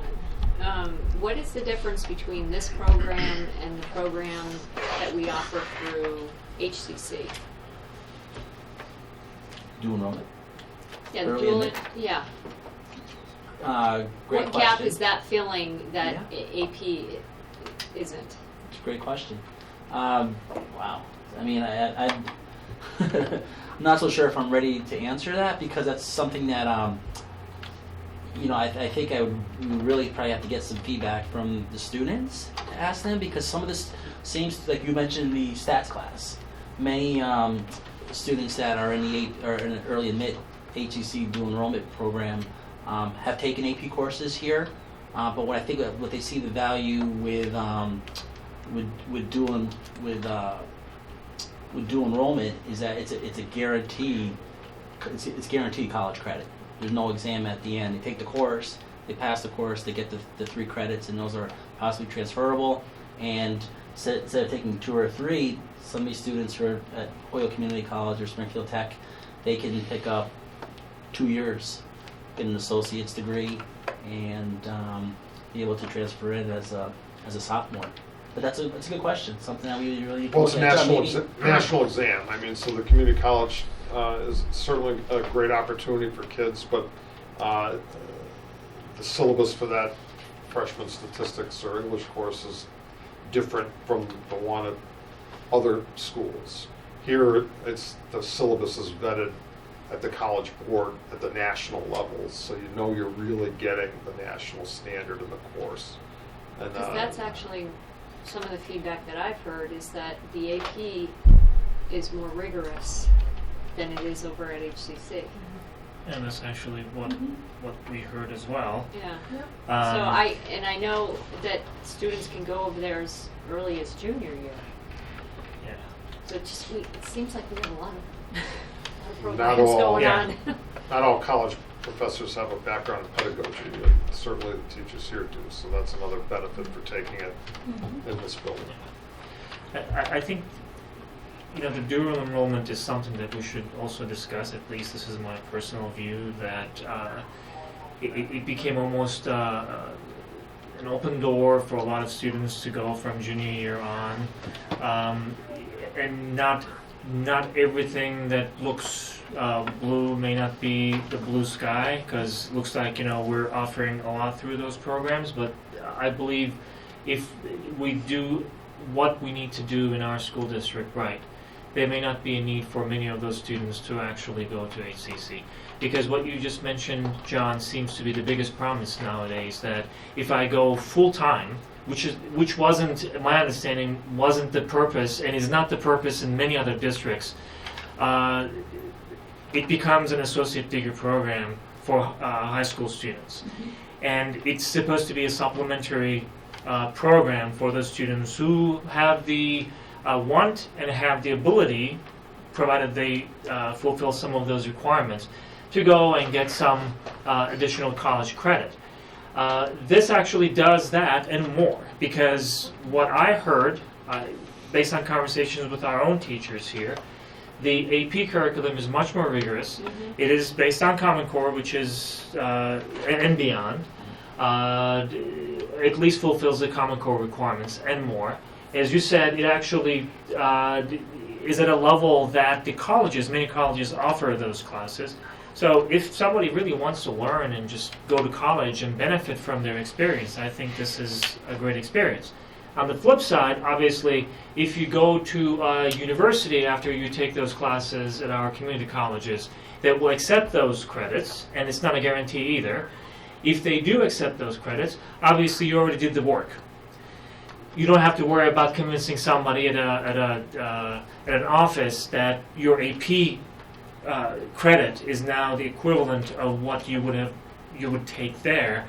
If they say, like UMass actually sees HCC as the foundation for many students. If you get, I don't know what the average is, but if you get a certain average at the community colleges, you can directly go to UMass for at least some subject matter. So there is a lot of promise, but a lot of lack of clarity at the same time. And it seems to me that there is a lot of good things that could come out of this, because we are now in a position to offer some of these classes in our own district, and we are in a position to offer a lot of variety at the same time too.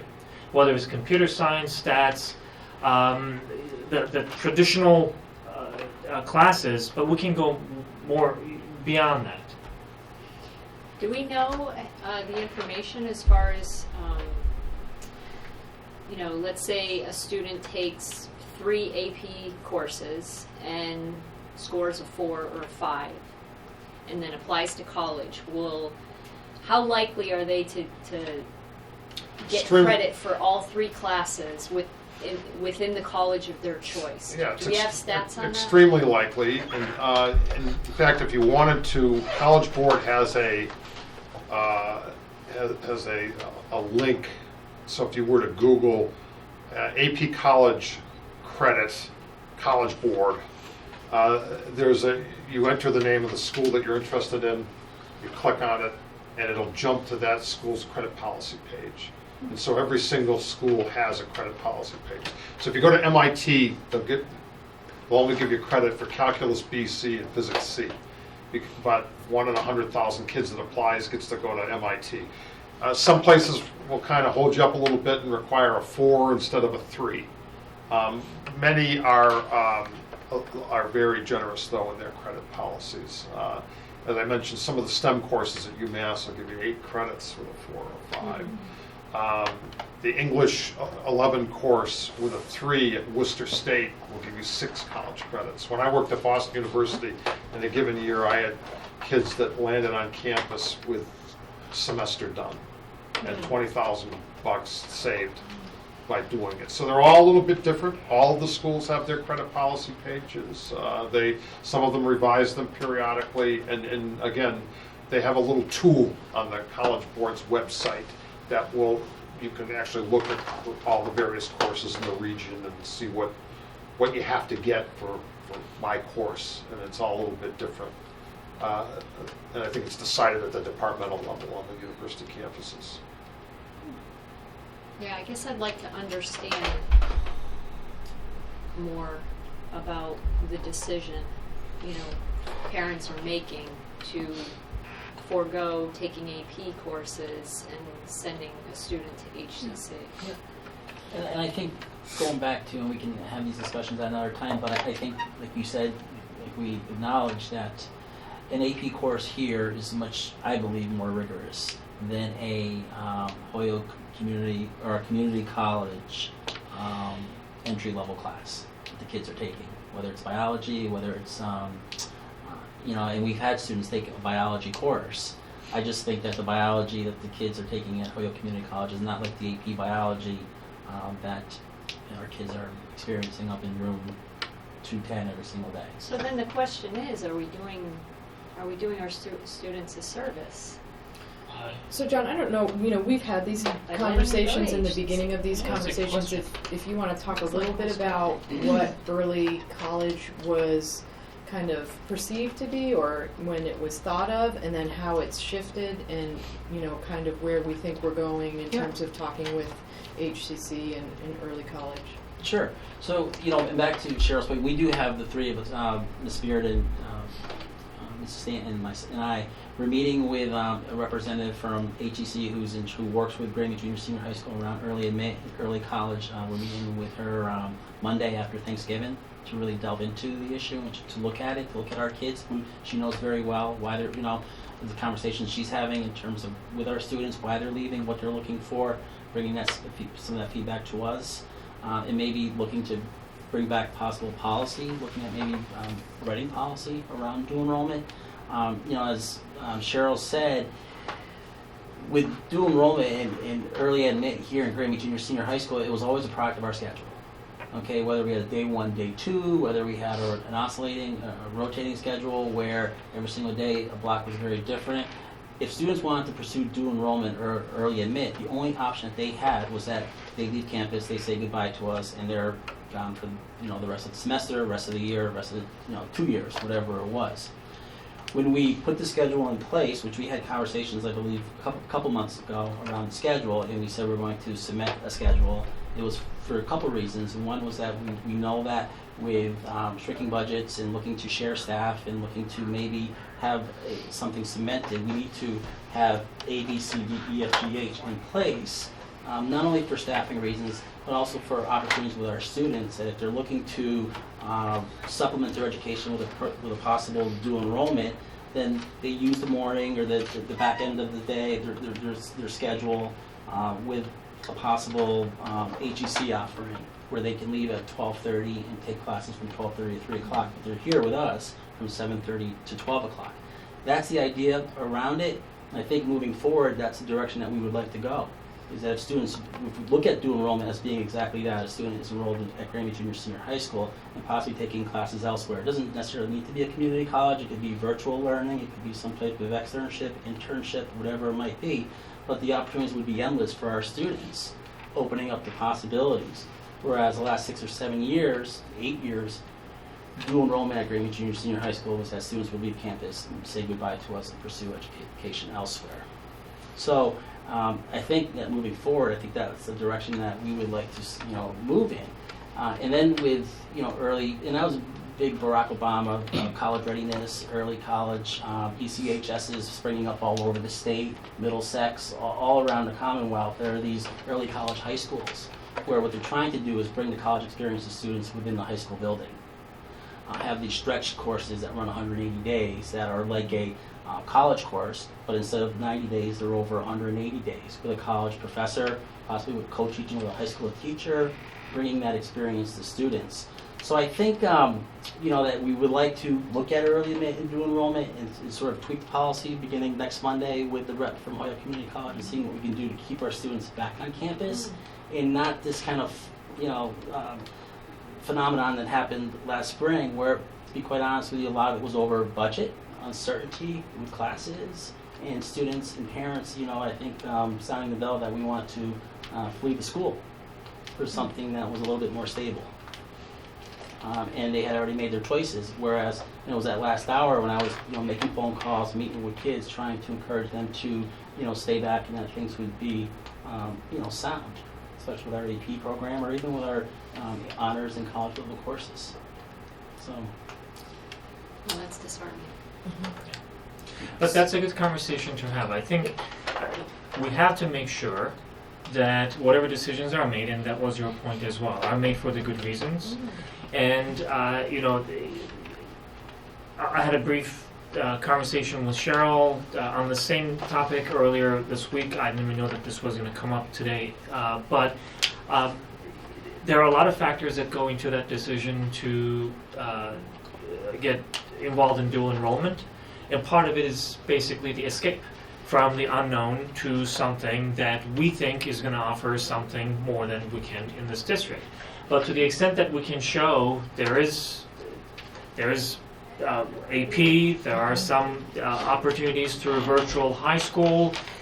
This is actually a stable environment for students to learn while they are with their peers, with their friends. I think we would do them service, one. Number two, it would keep a lot of students really from leaving our campus. And in a way, make it more difficult for us to plan certain things as well. Think about it. If so many students are leaving the campus and going somewhere else, well, the number of students that we have in the district or on the campus go down to a point where we may not be able to offer certain classes that we could normally offer. Right? So we're becoming basically competitors. Yes. Yeah, exactly. That's what we're doing. If I just want to make sure we understand, originally, my understanding is when we considered early college, it was bringing college to the campus. Right. And then that changed over time with trying to allow opportunities, particularly for low-income students, to gain some access to college early to try and reduce some of the financial burden. Well, that's created an unanticipated and unintended consequence in districts like Granby that are close to community colleges. That was not the intent. Right. I think the intent for us would be to keep students here, offer them rigorous AP coursework, perhaps an on-site college experience, we're so close to the 5 colleges, creating that experience, and we just came into this time where that kind of got upended.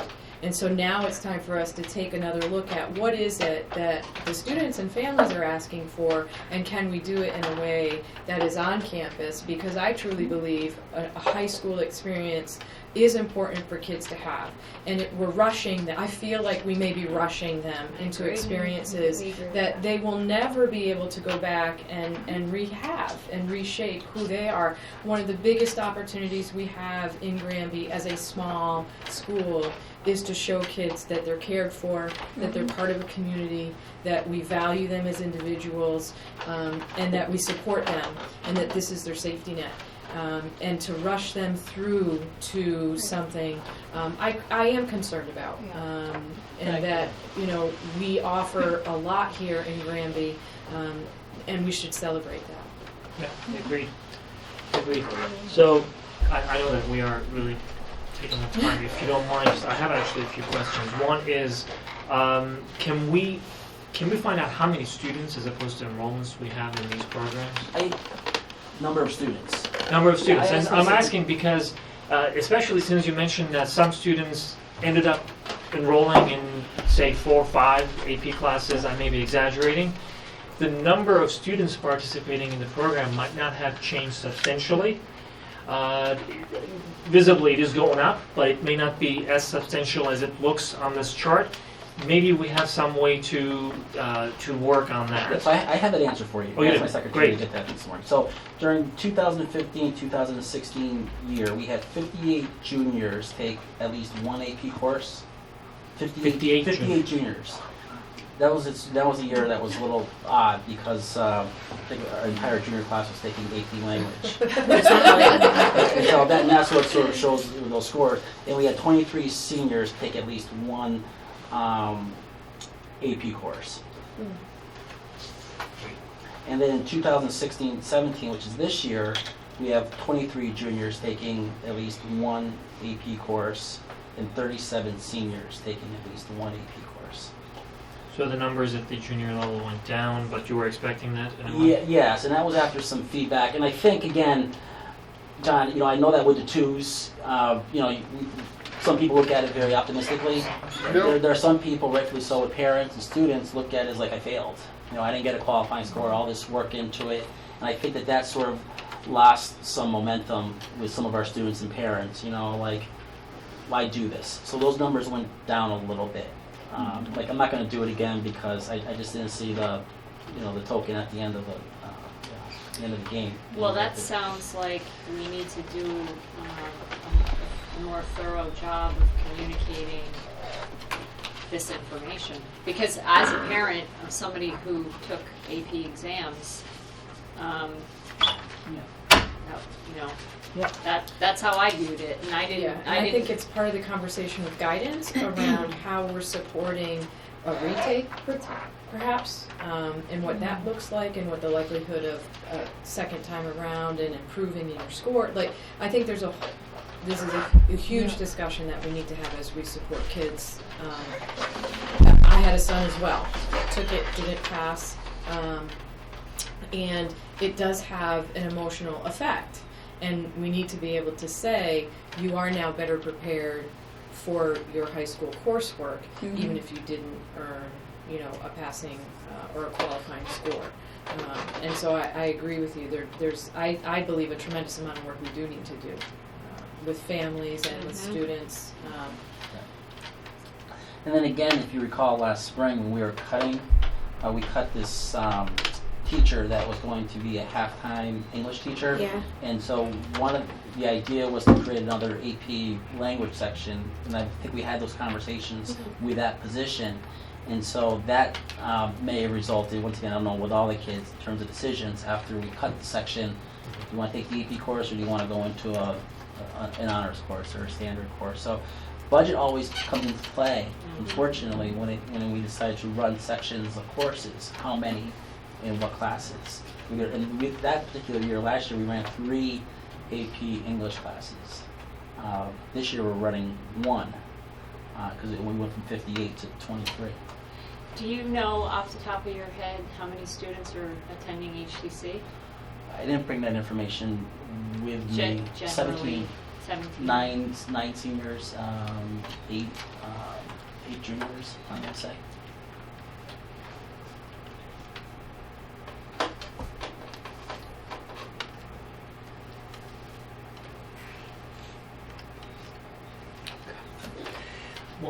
One last question that I have is, or comment. We mentioned the cost before, and you mentioned, and thank you for that heads up, that we can't legally interfere with that side. But I'm wondering if there is any other way to really approach that, because when I take a step back and think about it, we promote this, we advertise this as an opportunity, which is great. But then we are falling into the same trap of creating the gap between those who can afford it and those who cannot afford it. And I don't think it makes a sense from the perspective of what we're trying to accomplish here. If there is any way, it may not be related to the school district, but any way that we can approach that cost issue and help students, I don't know what that might be, help those students who have a desire and the ability and the interest of participating in these classes, that would be great. I don't know what it is, but if you have any suggestions, I think we would be open to even if hearing somehow the district could subsidize further the 20% that's already subsidized. Not the full amount, but making it more manageable. Now I know how we are with the budget, and I'm just throwing that out there, that if we could communicate that, we might have, that might take some of the burden off of people, and we might see numbers that absolutely. are... My friend who's a principal in the city of Springfield, free. Every exam. Boy, wouldn't that be nice? And for the low-income students, it is a pretty good deal. I mean, so it's subsidized all the way down from $93 to $18. And this year with us, this is the last year that we can provide you the subsidy, but that takes 20% off that. So if you're taking 2 or 3 AP courses, 2 would be $30. I mean, it's $30 in some households is a lot of money, but it's within reach, I think, for most, particularly. There's always that group of, I was always there. There's a group of parents who are not low income, but still can't afford to do the extra stuff. So, I mean, you have to remember, we talk about low income and economically disadvantaged families a lot, but we forget about the one step above that, the people who can never get help because they're in between the rock and the hard place. And those are the kids that I worry about, where their parents are going to say, great, I can't afford it, but I can't get help. And they don't want to say anything either, because we happen to live in a town that, for some reason, people don't like to feel like they're poor. So I think it's important to remember that group of students, and I agree, if there's a way that we can help make that not so tough. And to the extent that we can do it without really make it too obvious to everyone, because I do agree that there is somewhat of a stigma attached to receiving help in certain situations. We hear it related to the school trips and all that, and we don't really want to force it. It's very understandable. That's that's our nature as human beings. So to the extent that we can do this without really making it public or pointing out to anybody, that will be even better. Any questions on EP? Did you have anything else to add, John? No, I mean, other than I think that you've made solid progress. We're very hopeful on the 2017 exam. Again, 2 years ago you had no math or science qualifying scores. You have them now, and we love your teachers. They work very hard, do all the extra training, and who knows what you guys can accomplish. And I will look at the data, John. If you are the biggest computer science school in the region in all of Western Mass, that's something that you probably want to get in the media. Absolutely. Please. I'll do that for you. Yeah. Big bold headline. Okay. Yeah. So I just want to say thank you to John, especially because in 30 days he's retiring. Congratulations. So John's been great to work Congratulations. with the last 3 years, and I don't know who your successor is going to be, but it's going to big shoes to fill. John's been terrific Too in terms kind. of John's just been great working with just very positive, and you're great with our staff, great with our kids. So thank you. Thank you. Thank you, John. Take care, everybody. Good Thank luck you with your very much. retirement. Thank Enjoy you. it. I will. Yeah. And while John's leaving, I wanted to say thank you to the staff. I am the one approving the day requests for the trainings that they're going to. And our staff are very dedicated to improving their skill set. And it is a bit of a mind shift from the 6 to 8 years ago, where there was only a small percentage of students that were perceived to be able to take this class, versus now where we're sending teachers to have professional development because we truly believe all of our students should be participating in this kind of learning, this kind of rigorous, and our role as a teacher is to be adept at teaching these rigorous skills to kids. And that requires a lot of professional development and a lot of training, a lot of discussion about how this has been impactful in other districts and how we can learn from our experiences of teaching all students at this high level. So I really appreciate the extra effort that the staff has put in, because they really have gone above and beyond and are attending these, changing their practice, and it's not easy, because as I said, it's a mindset that we have to really get over. And on that note, and Cheryl's hit around the nail, that what we hear at the junior, senior high school from our staff is that they love to get professional development in the content area. We hear that time and time again, content area. And the College Board exactly delivers on that. Is that they bring professional development to teachers in the content area, and that's why our teachers really thrive in it. Our science, our English, as well as our math teachers, whenever the PD is being offered, whether it's at Bridgewater State or whether it's in Marlborough, those 2-day workshops, they put their days in as quick as they can because they love to collaborate with other teachers and the content directors that they form great relationships with. They visit the school, so it's been a really nice partnership that we've had. That's great. Yeah. Absolutely. And I just looked at the numbers because, we said there was a drop in the juniors, but last year's junior class was larger than this year's junior class to begin with. I just took a guess at what the senior class was last year. We're about 60% participation then, based on the numbers that we have, and we're about 52% or so this year in terms of participation. Not a huge drop, but some drop, but probably some adjustment based on guidance.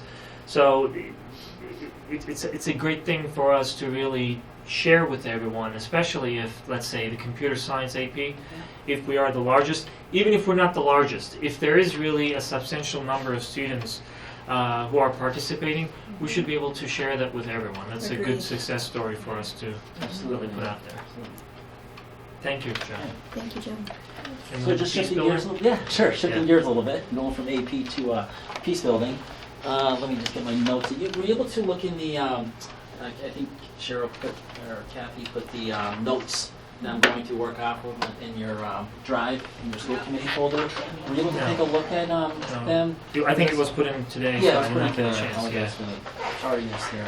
But as a staff, we have made, or the school community, I should say, a lot of progress around the implementation phase of Peace Builders, the social emotional learning curriculum that we're going to be bringing to our students.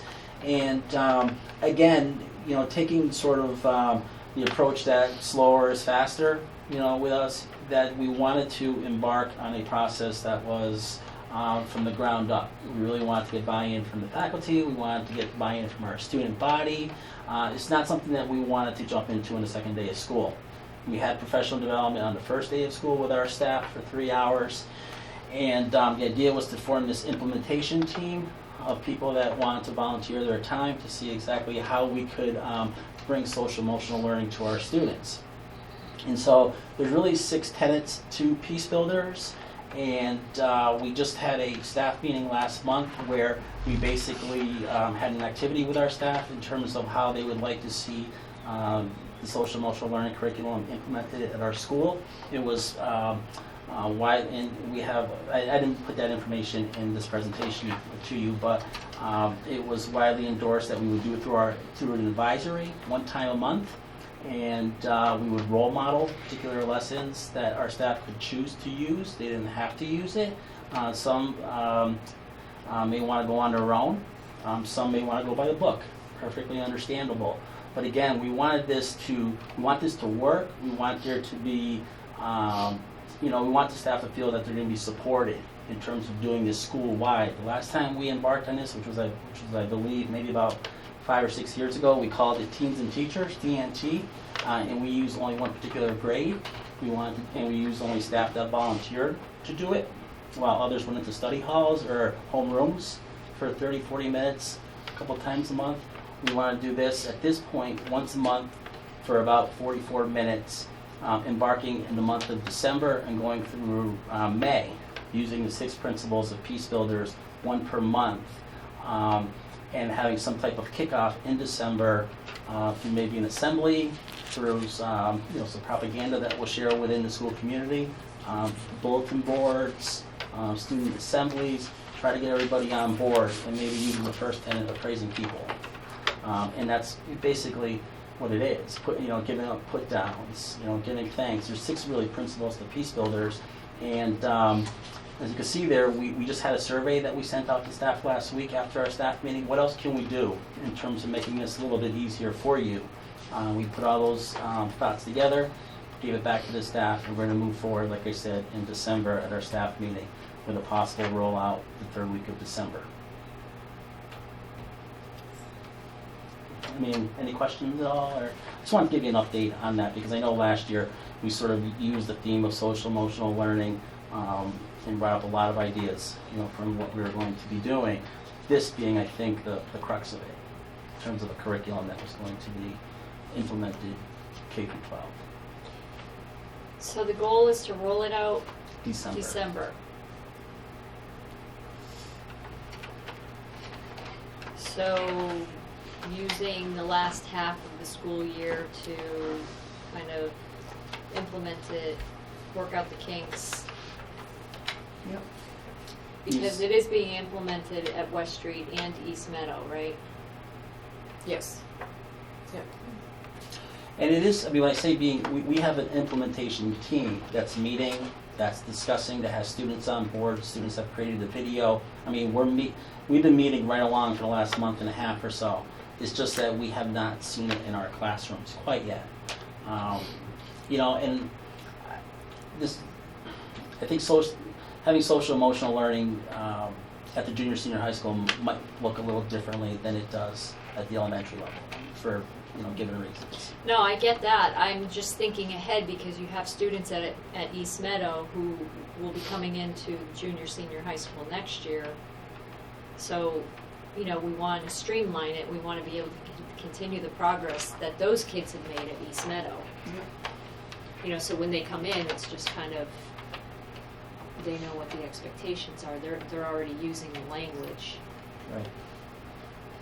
But at that point, it will be easier. It's hard to start at the high school level, I think, to go fast. I actually, if you remember last year when we were talking about this, I was worried about going too fast. So, to me, this actually sounds like it's at a much better pace and it's being thought out well. Because I think at the high school level, it's harder. So, and then it sounds like by the time next year starts, you guys will already be implementing it because you've done all this for the rest of the year. So, right? Right, absolutely. I think one of the biggest differences between rolling it out at the start between the elementary school and the junior senior high school is at the junior senior high school there is more expectation for students to be driving the lessons. Mm-hmm. There's more expectation that staff understand using data what some of the referrals are. So if we have a spike, just as an example, we have a spike in referrals to the office that students are disrespectful. I don't know why I picked disrespectful in Granby because that's not something that happens, but just let's say that there's a spike. So the team with students would get together and say, look, we're seeing this spike, what can we do? And so the team brainstorms and sits and says, well, this is what I'm hearing from students, this is what I'm hearing from parents, and then they put together a lesson, and it could be at an assembly or it could be an advisory, where they actually go through and help really understand why we're having this problem, what's the root cause of the problem, and what can we do to address it. So whether it's a video, or whether it's a rally, or whether it's team building activities. So it's more time consuming, I think, at the high school, but very impactful because the students are really part of the drivers of how to change behavior. Where at the elementary school, it is a little easier to have kids stand and do the pledge. And do the direct lessons, and they're very engaged with it, and to sing songs and work it into your morning meeting. So there's a natural progression for our younger students, and it is a little bit more timely at the high school, or time takes more time. Yeah, that's a good point, Cheryl. And a couple things on that. So, as Cheryl said, with Peace Builders at the elementary level, and I haven't obviously been part of with the implementation team there, but I take it that it's probably happening with the classroom teacher. Whereas our committee made the decision that we were going to separate by sex, and that all the boys are going to be together. We're going to have a cohort of boys and girls. So a particular advisory grouping would be boys. So I think the opportunities are kind of endless in terms of what we can do. In my school council meeting, someone suggested, well, can we not alphabetize? Great idea. In public schools are always alphabetizing kids. So you always say, the 6 kids that are next to you are the students that are, for me, that are A through C. So again, thought, looking into it, doing it right, as opposed to just jumping on board, saying, this is what we're going to do because it's a NEAS mandate, or because it's a school committee approved curriculum and we have to get going on this on day one. It's not what I wanted, nor did I think it was good for our school. So if you look at the first page there, when it says present to the faculty at 11:14, and then to begin at 11:18, I haven't really been part of this team, but when I saw that, I said, well, can we put the brakes even a little bit slower, because that's, you're going to present and then you're going to implement. Is there any way that we can put another thing in place by providing staff a survey, after the staff meeting, what their thoughts are, getting that input, and then really meeting again and trying to take all that into consideration, maybe with a December rollout, giving that, things that are going on and what we can do to make this right. So I think that we're going in the right direction. I'm really enthused about it, and hopefully in December we'll see the product of the work that is being made toward it. Was there a reason why you decided to, or the group decided to go by gender?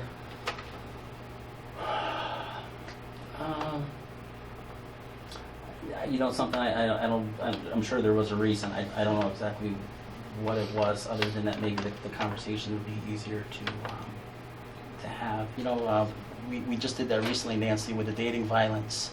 Yeah, we had them split by gender because sometimes the conversations, like female students may not be comfortable bringing up certain things in front of male students that they would, with their own gender being present only in the room. So when we did that with the juniors and seniors, we broke them up by gender. Like the junior girls went in, the junior boys, the senior girls, the senior boys. That way they weren't feeling intimidated by having that conversation. And so I can relate to why they would want to do that, because sometimes the topics are, they're challenging.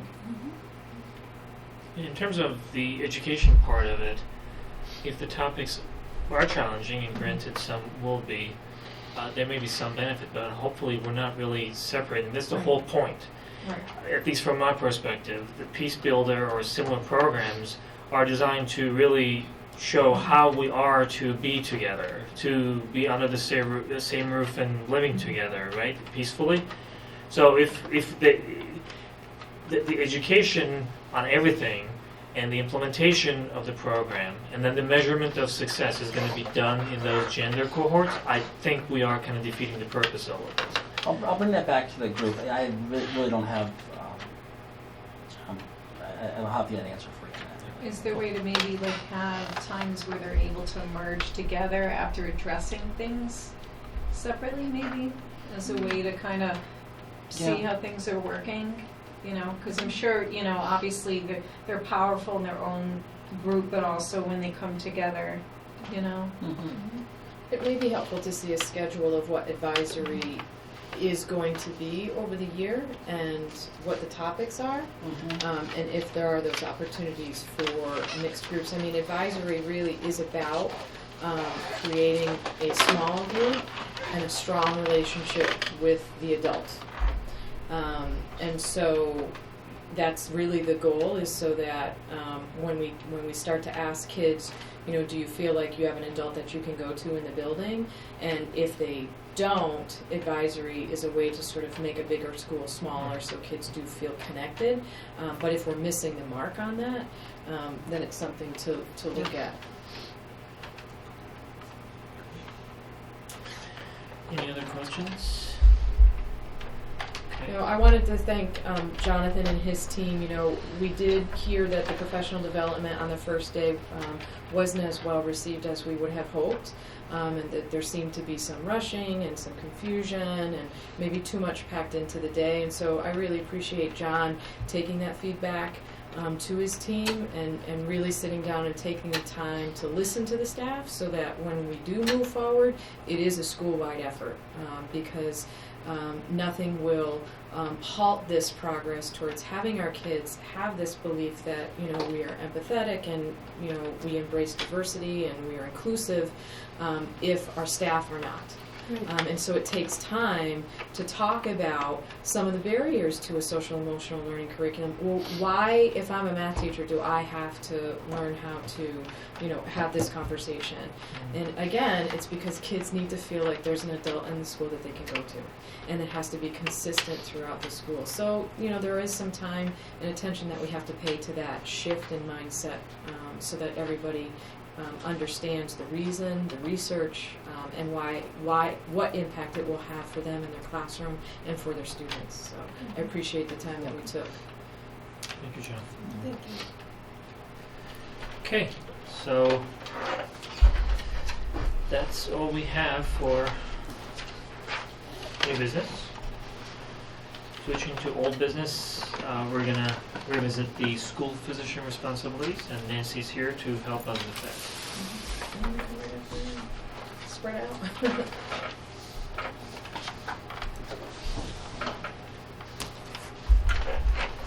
So the contract itself right now is in a draft form.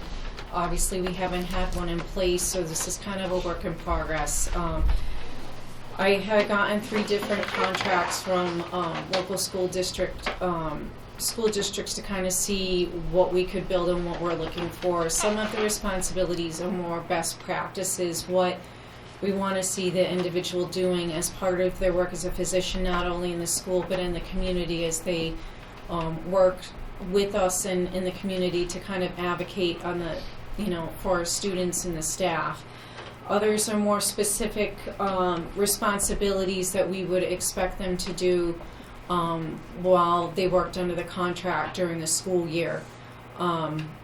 Some things could be more specified, but again, it's a draft, so kind of identifying what we would like from them. Some things are not currently being done, other things are, but again, it depends on what we're looking for from the school physician, with input from obviously the school committee, the nursing staff, the superintendent, and the principals of what they would like.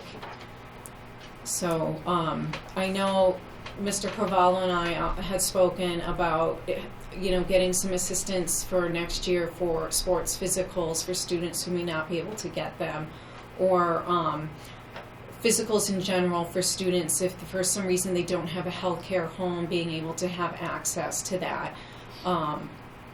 Because transportation could be an issue, time can be an issue, whatever it may be, that's being provided.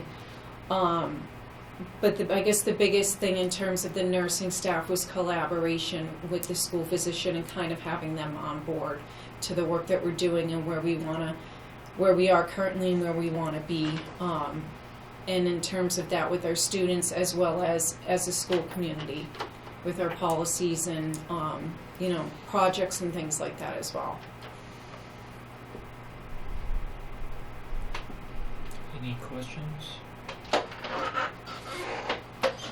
So, the last time we were here, Where's my handy dandy notebook? Oh, right here. And you're in purple. The committee had brought up concern or question regarding really three things. The list of essential functions of the school physician was a consideration that you wanted to talk about.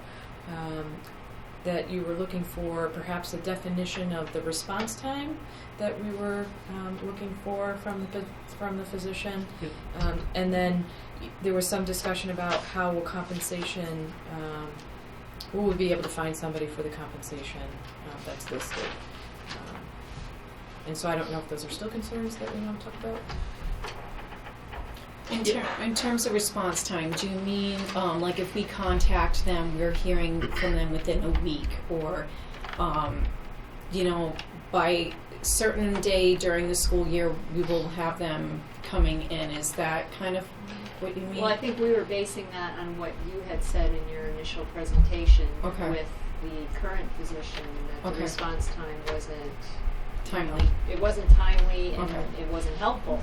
Okay. So then we sort of naturally said, well, shouldn't that be in the job description? If that is an expectation, then it should probably be in there. Okay. If that is, one of your primary concerns and expectations. Yeah, it definitely is. When we have standing orders, they need to be ready by the late August, the latest, so that we can get the documents to the main office and kind of make sure that we're ready for the school year, making sure that that's where we want to go as a district, like in terms of medications being available to students and things like that, as well as, treatment options, whatever it may be. Same thing with even contact, like not having to make repeated phone calls and kind of having that. So I understand. So it probably makes sense to be as specific as possible in your job description. Okay. And I think the other point that the committee talked about was just looking at all of these bullet points and then seeing that bottom line $2,000 stipend. I mean, I'm a healthcare professional, and I was like, I wouldn't be doing it. There's no way. I mean, it's a liability issue. Right. So we need to take that into consideration. No healthcare professional is going to take on such liability for a $2,000 stipend. So, we either have to prioritize or we have to raise the stipend.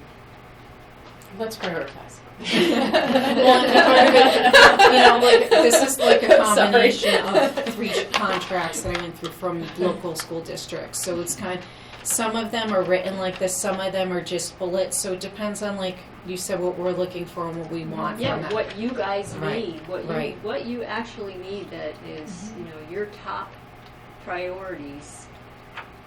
It's like the need to have and the nice to have. This all seems like this is the real nice to have. Right. And I think, Nancy, we were thinking that it doesn't really make it a bad contract if it's a one-pager. As long as it just includes whatever we expect from this individual, and that we cover certain aspects of this contract that are critical, such as the response time. For some of the things that you have here, for instance, if you would normally expect this person to get back to you tomorrow, or next week, or by the end of the semester next year, whatever responsibilities we have here is essential should actually be reflected in the response time, so that we have a well-rounded contract. It doesn't matter if we have all the other nice-to-haves, really. It would be nice to have, truly, but if we're not going to have anyone to, I don't know, one of them is highlighted here as physical exams, for instance. If we don't think that we're going to be able to get it, it should not be there, because then we have a contract that no one's going to sign. No one's going to sign one. Number two, we're going to have a contract that the individual, the physician, will not be abiding by. Would you sign that? When we need that individual. Because that would have to be a different. That would have to be like a different stipend on top of the stipend. You know what I mean? Like, nobody's going to take this contract for $2,000 and then also spend time coming here to do physical exams. It's just, Do you think that that's something that should be included? Because I know that we have kids, like our wrestlers are supposed to be weighed in technically by the school physician and not the coach. So there are certain things that we. But you'd have to pay more for that, is what we're saying. This is before every meet? I'm sorry. No, I think it's to put them in their weight class in the beginning of the season. And the coach is doing it now? Coach is doing it now. And is that customary? I mean, for here it's been the practice. Other schools, the The physician school doc does it, would do that during a physical. and they've done sports physicals. So it's. I mean, it's a stipend. If they're coming and doing sports physicals, it's maybe once or twice a year, depending on the need. But again, you would hope that all the kids are up to date on their physicals, anyways, because certain grades they're required by the state to have an updated physical on file, anyways. And it's the MIAA rules, Yeah, anyways. it They have to is. have them within 13 Right. months of participating. So we would hope that number would be close to none, but again, it depends on the family resources and their ability to get that. So this would be just one way of ensuring that they are able to participate. Has that ever been an issue? With the athletes? Yeah.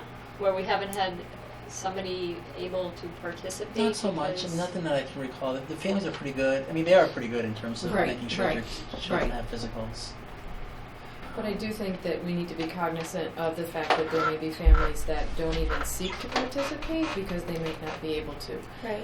given the need for a physical or even the fee to pay this or to play the sport. So, I think it's a conversation that school committee should have around: are we as inclusive as we can be and as open as we can be? Do other schools do that? Sports they- physicals? Physicals at their schools? Mm-hmm. And is this based This on a is contract like this? It is, and this is around the going rate that they're getting paid. It's $2,000. So we should. To me, the contract seems to be a little vague. Okay. I actually really understand the purpose now, but if there's nothing that says, we expect a physician to be at our school district doing these certain things at the beginning of the semester, or 2 weeks before the semester begins, or 2 weeks sports begin, then it's not going to actually allow us to call this individual and say, look, there's a contract here and you're not doing what you promised us to do. I'm glad to hear that this actually is the going rate for the stipend. That's awesome. And we're not going to really ask for the world. If we can ask for those few things and make them as specific as we can, Okay. I think that would help tremendously. Okay. I think it would also help whatever physician is signing this contract is going to want clear expectations of what his or her duties are. And Yeah. and if it's manageable, be able to look at it and say, okay, yeah, I can do this. Okay. I can make this work. And I think it helps us, for instance, next year, the year after that, if we look to see whether this person that we're working with is doing the things that we expect from him or her, at least we have something to go against. We know that we set these expectations, are they being fulfilled, to what extent, as opposed to having a long, long list that will not allow us to do that. Okay.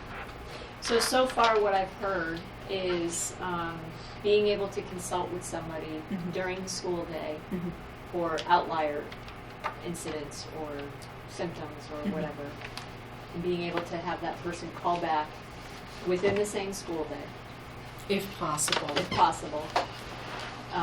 Then the athlete value, I don't know if it's exams, or do you do that at the beginning of the year or the beginning of every Sports physical. Sports. so in the fall and in the spring? And then What- policy. Yeah, Consult on policy at the beginning of the year, is that something that's done at the beginning of the year as well? The standing orders? Mhm. Yep. In August, that, and anything else that comes to mind that, We would like them at our health and wellness committee meetings. They're an important part on that. But again, it depends if they're available, because some of them have their own practices elsewhere. Just being able to be present, same thing with policies. we need to work on that with the nurses, developing how, like, a process of how we do things, because that hasn't been clearly cut either. They would normally sign off on that as well, but that's, again, a work in progress. So when I hear Nancy talk, I hear a lot about consulting, you know, sort of being an extra lens, set of eyes on a lot of things that we're doing, policy, procedural, questions about care, in a broad sense. And school physicians that I've worked with do bring that to the table. You know, they bring a commitment to the community that they're serving in, and so they're doing a lot of this work in a lot of different ways, not only as the school physician, but in the community, in their offices. And so, you know, what I look for in that person is that person who's embracing their role as a leader of health and wellness in the community, not just with their I was going to say practice, but with their patients and their families, and that they're willing to do that. So somehow getting all of that turned into a bullet point. That would be great. We'll work on that. Yes. Yeah. So we'll revise based on your input, and then bring it back for approval, or at least more discussion. When do you need this by? Well, currently we have no contract, so I mean, I don't know if he would agree to sign it now with the school year being, you know, already in process. I mean, I can try and attempt. So I mean, at this point, it depends on how long I can take to get through this and make the appropriate revisions. But again, it's. I'm assuming that this wouldn't be an issue for this year, but again, I don't know, because it wasn't signed initially in the beginning. Yeah. So let me wrap my part this way. First, thank you very much for putting this whole thing together. I understand there's a gap currently, and we're trying to fill it, and appreciate your help in doing so. It doesn't really have to be a long list of nice to-dos, but based on this conversation, if we can include those things that we would expect and we can expect based on the examples that we have for that stipend that we have on that contract, I think that should do the deal for now, and then we can just go out if there's anyone who would like to jump on board, because I mean, next semester we're going to have other sports. If we're going to need physicals in-house, that person may be able to help. Maybe we can start something. If not, you know, whenever we can. Okay. As long as we have something in progress, that's good. Okay. Thank you very much. Thank you. And I just want to say thank you to Nina for all the great work she's doing. I mean, it's you know, we're moving a lot, and putting a lot of good things. I think, as Judy would say, you know, things that are done but really hadn't been. There's not a system in place, or it's not documented, and we're doing a lot of that work. So I appreciate your patience as we uncover and put some things in place for Nancy's work. So. Thanks, Nancy. Next we have the strategic plan review and alignment. I don't know if we have anything specific. No, but I did send a meeting request Yeah. for Dorothy Presser. Yes. So if you can respond to that, that would be fabulous. Yeah. And that will wrap that into that workshop. So the goal alignment with the strategic plan, I think, is one discussion, and then the second part of that is the year-long agenda item. So going through the agendas and figuring out really what needs to be on the agenda when. Yep. And I think we seem to be in a good place with respect to the discussions that we're having. Hopefully we're going to streamline and, you know, keep him as short as possible, or as crisp as possible going forward. I was hoping that we would start doing that somewhat today, but you know, it was a loaded agenda with a lot of good conversation.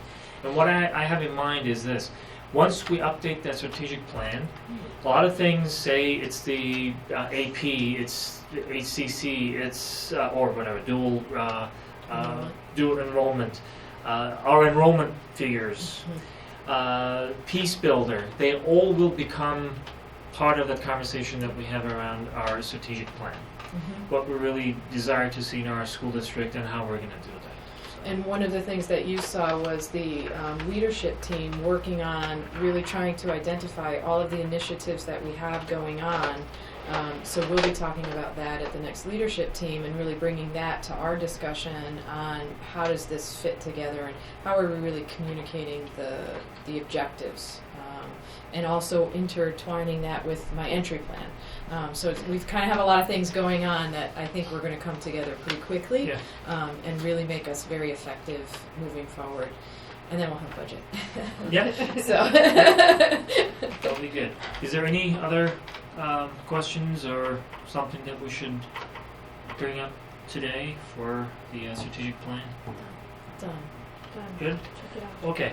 So if the only thing that you're expecting from us is to go to that doodle and then put in Yes. the date, right? Yep. Or And then- select a few dates. Mhm. That's, And the second doodle, which is not on the agenda, so as an aside, is the policy subcommittee. yeah. And you both responded, thank you, so I'm just waiting on David. Cool. Southright update. What I have is that we're on target, All right. so. target. We just don't know what the target is, so. Yeah, what's the target? Well, what is the target? Target was like. And I'm a year not being ago. facetious. No, Do we know I what know, the target it's a is? struggle for me as well, so, at this point, might I suggest a joint meeting of us, some membership of us and select board Mhm. to really kind of sit down and decide what a timeline is going to be, because I think that's where our implementation may be struggling, is that we don't really have a clear timeline. Yeah. And it's putting us at a disadvantage moving forward and trying to plan our professional development. And maybe together we can figure that out. Do we need a joint meeting for that, or can we just get on their agenda? That might work. Yeah, that's probably easier. Yeah. I don't think we need a joint Right. meeting for that. Okay. It's basically just a Good point. question. Yeah, Yeah. just to go sit there and say, balls in your court. Yeah. What can we do to? What's the I mean, we just want to understand whether or not the target is still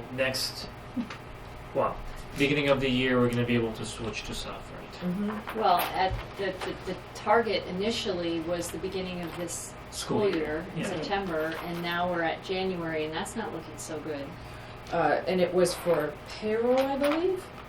Yes. So, But that's a huge chunk of what we do, Right. what we're going to do. 80%. Yeah. Okay, thank you. Did we have warrants? Sorry, that was an aside. Okay. There's- Sorry. Yeah, he just hasn't. Yes. Okay. Squirrel. Sorry. And the warrants are for expenses not for me, right? So, structured learning center update. So given the agenda, I asked Carol to present at the next meeting for social and emotional learning because I'd like them to meet and also do the request for not just the social emotional learning center, but also the reflection center. Thank you. So do those two together because they do fit. Okay. Yeah, that is a good idea. Okay. Yeah. So, and Bill Latoy did not have water for 5 days, so he now has a well and is all set and has water. And Carol has been out sick, so sick today. So You mean at his house? yeah.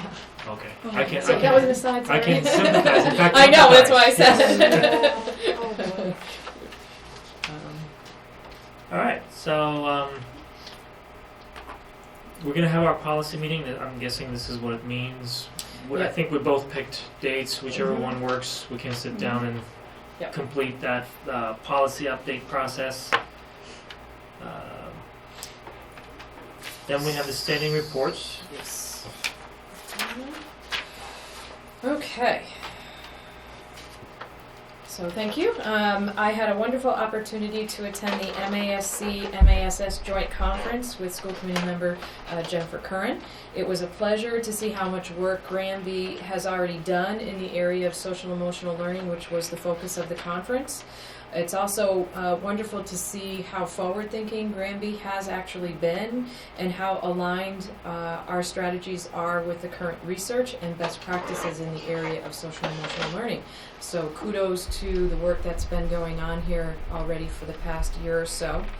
I had many opportunities to gain insight into how our academic curriculum intersects with our social emotional learning curriculum, and I had time to reflect on the importance of consistent implementation of our new Peace Builders curriculum.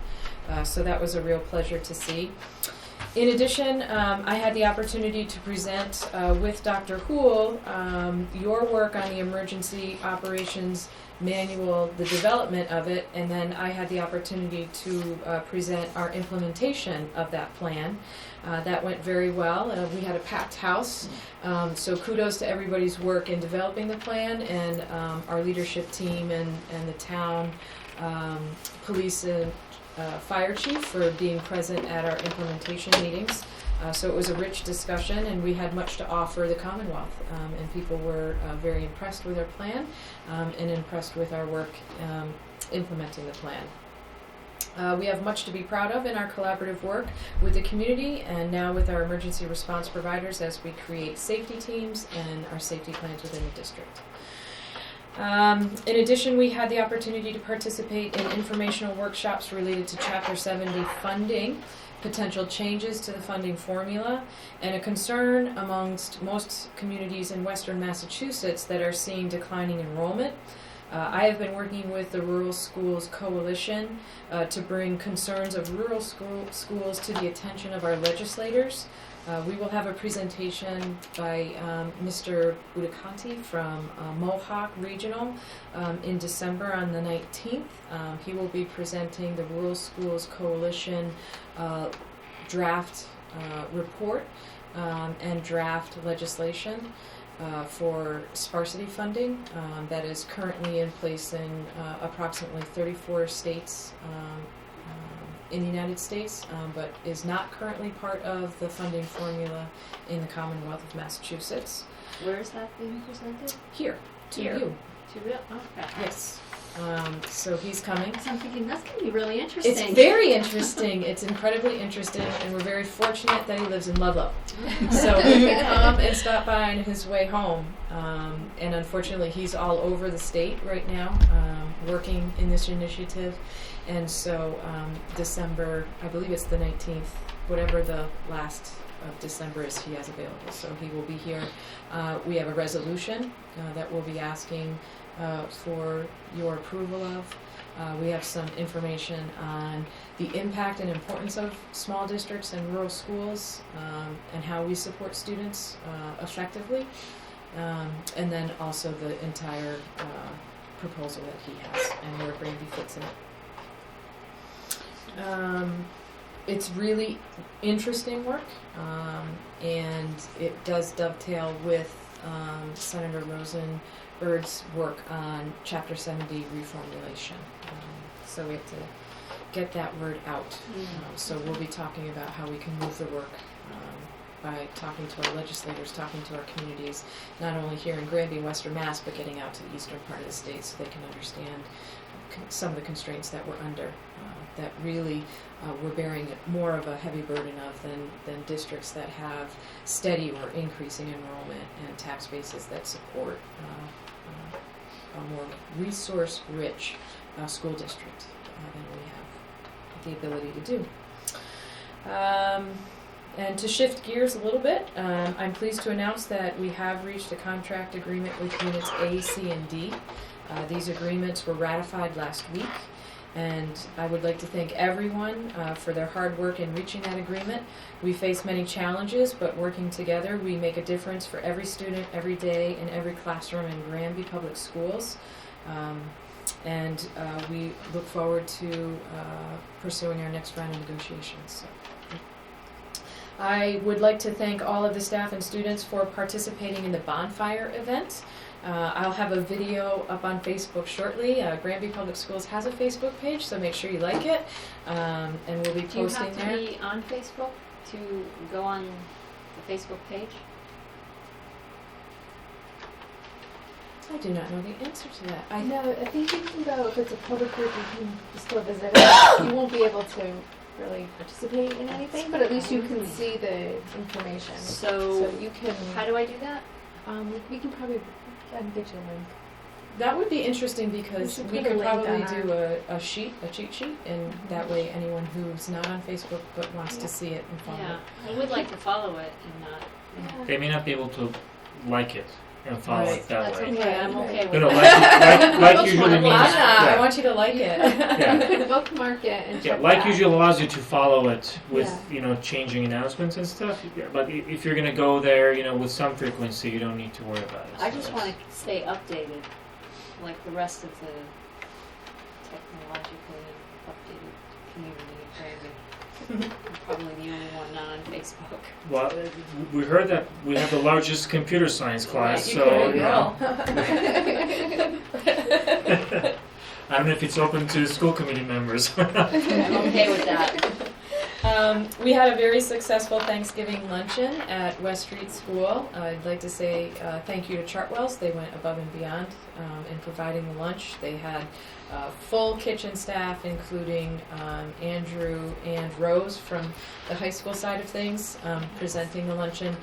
Thank you to the families and extended families who attended. It really was a wonderful event. And Wednesday is Pajama Day at East Meadow, so I fully intend to have my hot chocolate and wear my pajamas, I hope I remember, and celebrate with East Meadow their event. And last but not least, congratulations to our boys and girls soccer teams who did very well, worked hard all year long. I had the pleasure of watching the teams develop all year long, and commented to both coaches what a beautiful style of soccer they play, and they should be proud of that. They work together, they work hard. There are no superstars out there. They play hard together and they win together, and they had a great season. And the girls made it to the first round. I mean, to the state tournament. I mean, Yep, to the state semis. tournament, Yeah, to the semis. great. So congratulations to them. And the boys had a tough loss in the Western Mass competition. But thank you for having a great season. I love soccer, so it's nice to be Yeah. able to get out there and see them do well. Yeah, they kind of spoiled us, all of them. We expected almost every year, and just they never disappoint. But the fact that they are seen as examples of how athletes should be, that sportsmanship, and then they work hard. You're absolutely correct. Last year we heard almost the same thing as we heard after this year's last game, that we're losing so many students, we're going to lose so many seniors, we have students that are not going to play because of injuries and all that stuff. They show everyone what it means to play together. So, congratulations, that's awesome. And that's all I have. Cool. Thank you, Cheryl. My pleasure. Jen? So I have received the annual report from the collaborative. Now I was just going to mention a couple of the highlighted bullet points. I don't know if we've all seen the email that came out. No? Okay. I'll forward the full report. The full report is 64 pages long. Great. So I'll just highlight a few of the things. So the collaborative provided, let me see, programs that touched over 5,500 individual educators just in our just in the member districts. Provided professional development and licensure offerings to over 3,400 distinct K-12 educators. They hosted 8 regular professional learning communities and over 8,000 participants to workshops throughout the year. And early childhood department provided extensive professional development to over 2,300 early educators and over 3,000 parents and caregivers, which is kind of amazing. And 600 educators received technology professional development as well. So just want to those are just a few of the highlights. It also touches upon the loss of grants. as you know, Race to the Top is coming to an end. So they received 15 less grants for this fiscal year. We're back to the funding and the grants from fiscal year 2013. So those are some things to think about. So I will make sure everybody receives this full report. I'm sure Maria's familiar with it. I'm looking for it too. And all those stats. I know I But saw yeah, it. it's I quite actually know it lengthy. all by heart anyway without seeing it. So that's it. That's all I got. Thank you, Jen. Sure. Did you have anything else to mention about the MASC conference? Not to put you on the spot if you have anything. Yeah, The food was sure, good. the food was wonderful. I just wanted to reiterate how meaningful it was. I've been to a lot of conferences. They aren't always so, I don't know. It just left their feeling so positive, and sort of reinvigorated about our particular school district, and just reinforced that need for us to get the word out about all these great things. And it's just amazing how far ahead of the curve that Granby was in so many areas. It was so kind of inspiring. I know it sounds a little corny, but it really was. And if there's any way that more of us can attend, next year, even if one day or something, it was really, really valuable. Thank you both for participating. I think it was validating, we sometimes can sit here and only see Granby, but when you sit in a room, a conference room of 300 people, and you can actually say, the presenters up there presenting, and you can say, we've done that. We've done a needs assessment. We've done the work of creating a program. We've gone through the process of contracting. We're having the shift to, having our staff ask the question of the student, help me understand how I can help you, which is really the shift that we need to make in order to support our students as they move through the learning opportunities that we're creating for them, and ensure that not only are they growing academically, but they're growing in terms of being a good citizen and being a healthy person. And I think that's the value that we offer in terms of a small school district, and I think that Mike will, when he comes and talks, will talk a lot about that. That kids feel connected in smaller school districts, and I think our students will say that when we sit and talk with them, that they feel very connected, and that we need to remember that there's a tremendous amount of strength in Granby in what we're able to provide, both academically and supporting our students. Now we just need to get that out there. I know. Yeah. Yep. That's the part we forget. We I think sometimes get embroiled in talking about the problems we're having or what we're lacking, but we forget that people need to really know all the wonderful things that are going on. Our incredible staff, and there's so much good going on here that people need to know that. Absolutely. Facebook page, which Yes. I believe is now officially out there. It is right? official. And we have Twitter accounts as well. We do. So whether a lot of folks use it or not, those are the top two social media companies that we are using. Can we put the information on our website somewhere? Yep. So that folks can just click on those and go directly? I was a little nervous because I wasn't sure the whole Facebook thing was real and going to work, but it's actually working, and people are responding and liking it. And So I actually told the kids at the bonfire, and they were shocked that there was a Facebook page, so they're all very excited to. maybe even sending out a tweet that we have a Facebook page, and I can't even believe I know that.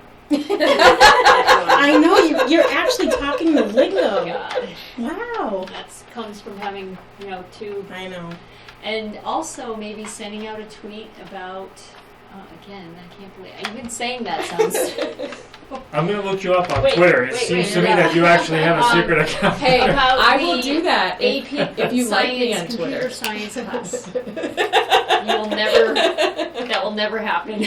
Okay. But AP, sending out yeah. a tweet about the fact that we are, we have the largest AP computer science class in Western Mass. Yeah. I mean, that It doesn't have to be like 100 and something characters or less anyway. 140. That And would connect take, with- I mean, I would think that would take 20 seconds And connect for with somebody. connect with Who's on Twitter. the collaborative's proud page so that Yes, the that Western goes out Mass to Pride. more, Yep. so that it goes out to Absolutely. more districts. Yeah. So I will quickly speak and help me on this one, Cheryl. Speak to the West Street Building Committee or the Granby Elementary School building project. We had a meeting this week. The project is on track. There were a few concerns that were discussed. One of them was related to the well. It is actually on track as well, but there may be some need to work on treating the water. But we did not have the final report that's going to come in. Even in that case, the current belief is that we're going to be within budget, and it's going to be worked into the bid that is upcoming.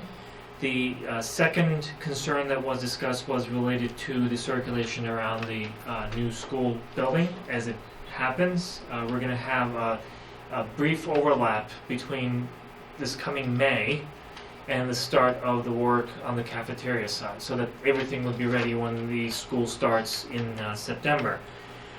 For that, the agreement that we reached was that we're going to work it into the bid, that contractors that will work on the structure, on the cafeteria side of the structure, they will actually do their work, if they are doing it during those active months. They're going to do it after students are no longer there, so that we don't have cutting of the concrete or using jackhammer as students are in there, teachers are in there trying to teach and learn. The third and final piece of news on that, the bidding process actually is happening very soon. The information regarding our specs has been loaded into the system. And by mid-January, we're going to have the bids final. Actually, we're going to find out what the final bid is. I think it's January 20th, 21st, something like that.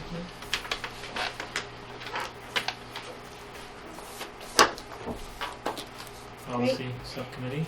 Policy, obviously we haven't met, but we'll have a workshop in the beginning of December, and that's when we'll hopefully finish Well, we'll get a lot done. much of the policy. Yep. We've already worked on one of the biggest ones, so, hopefully we'll get a lot done. That's all we have for this evening, except for our executive session.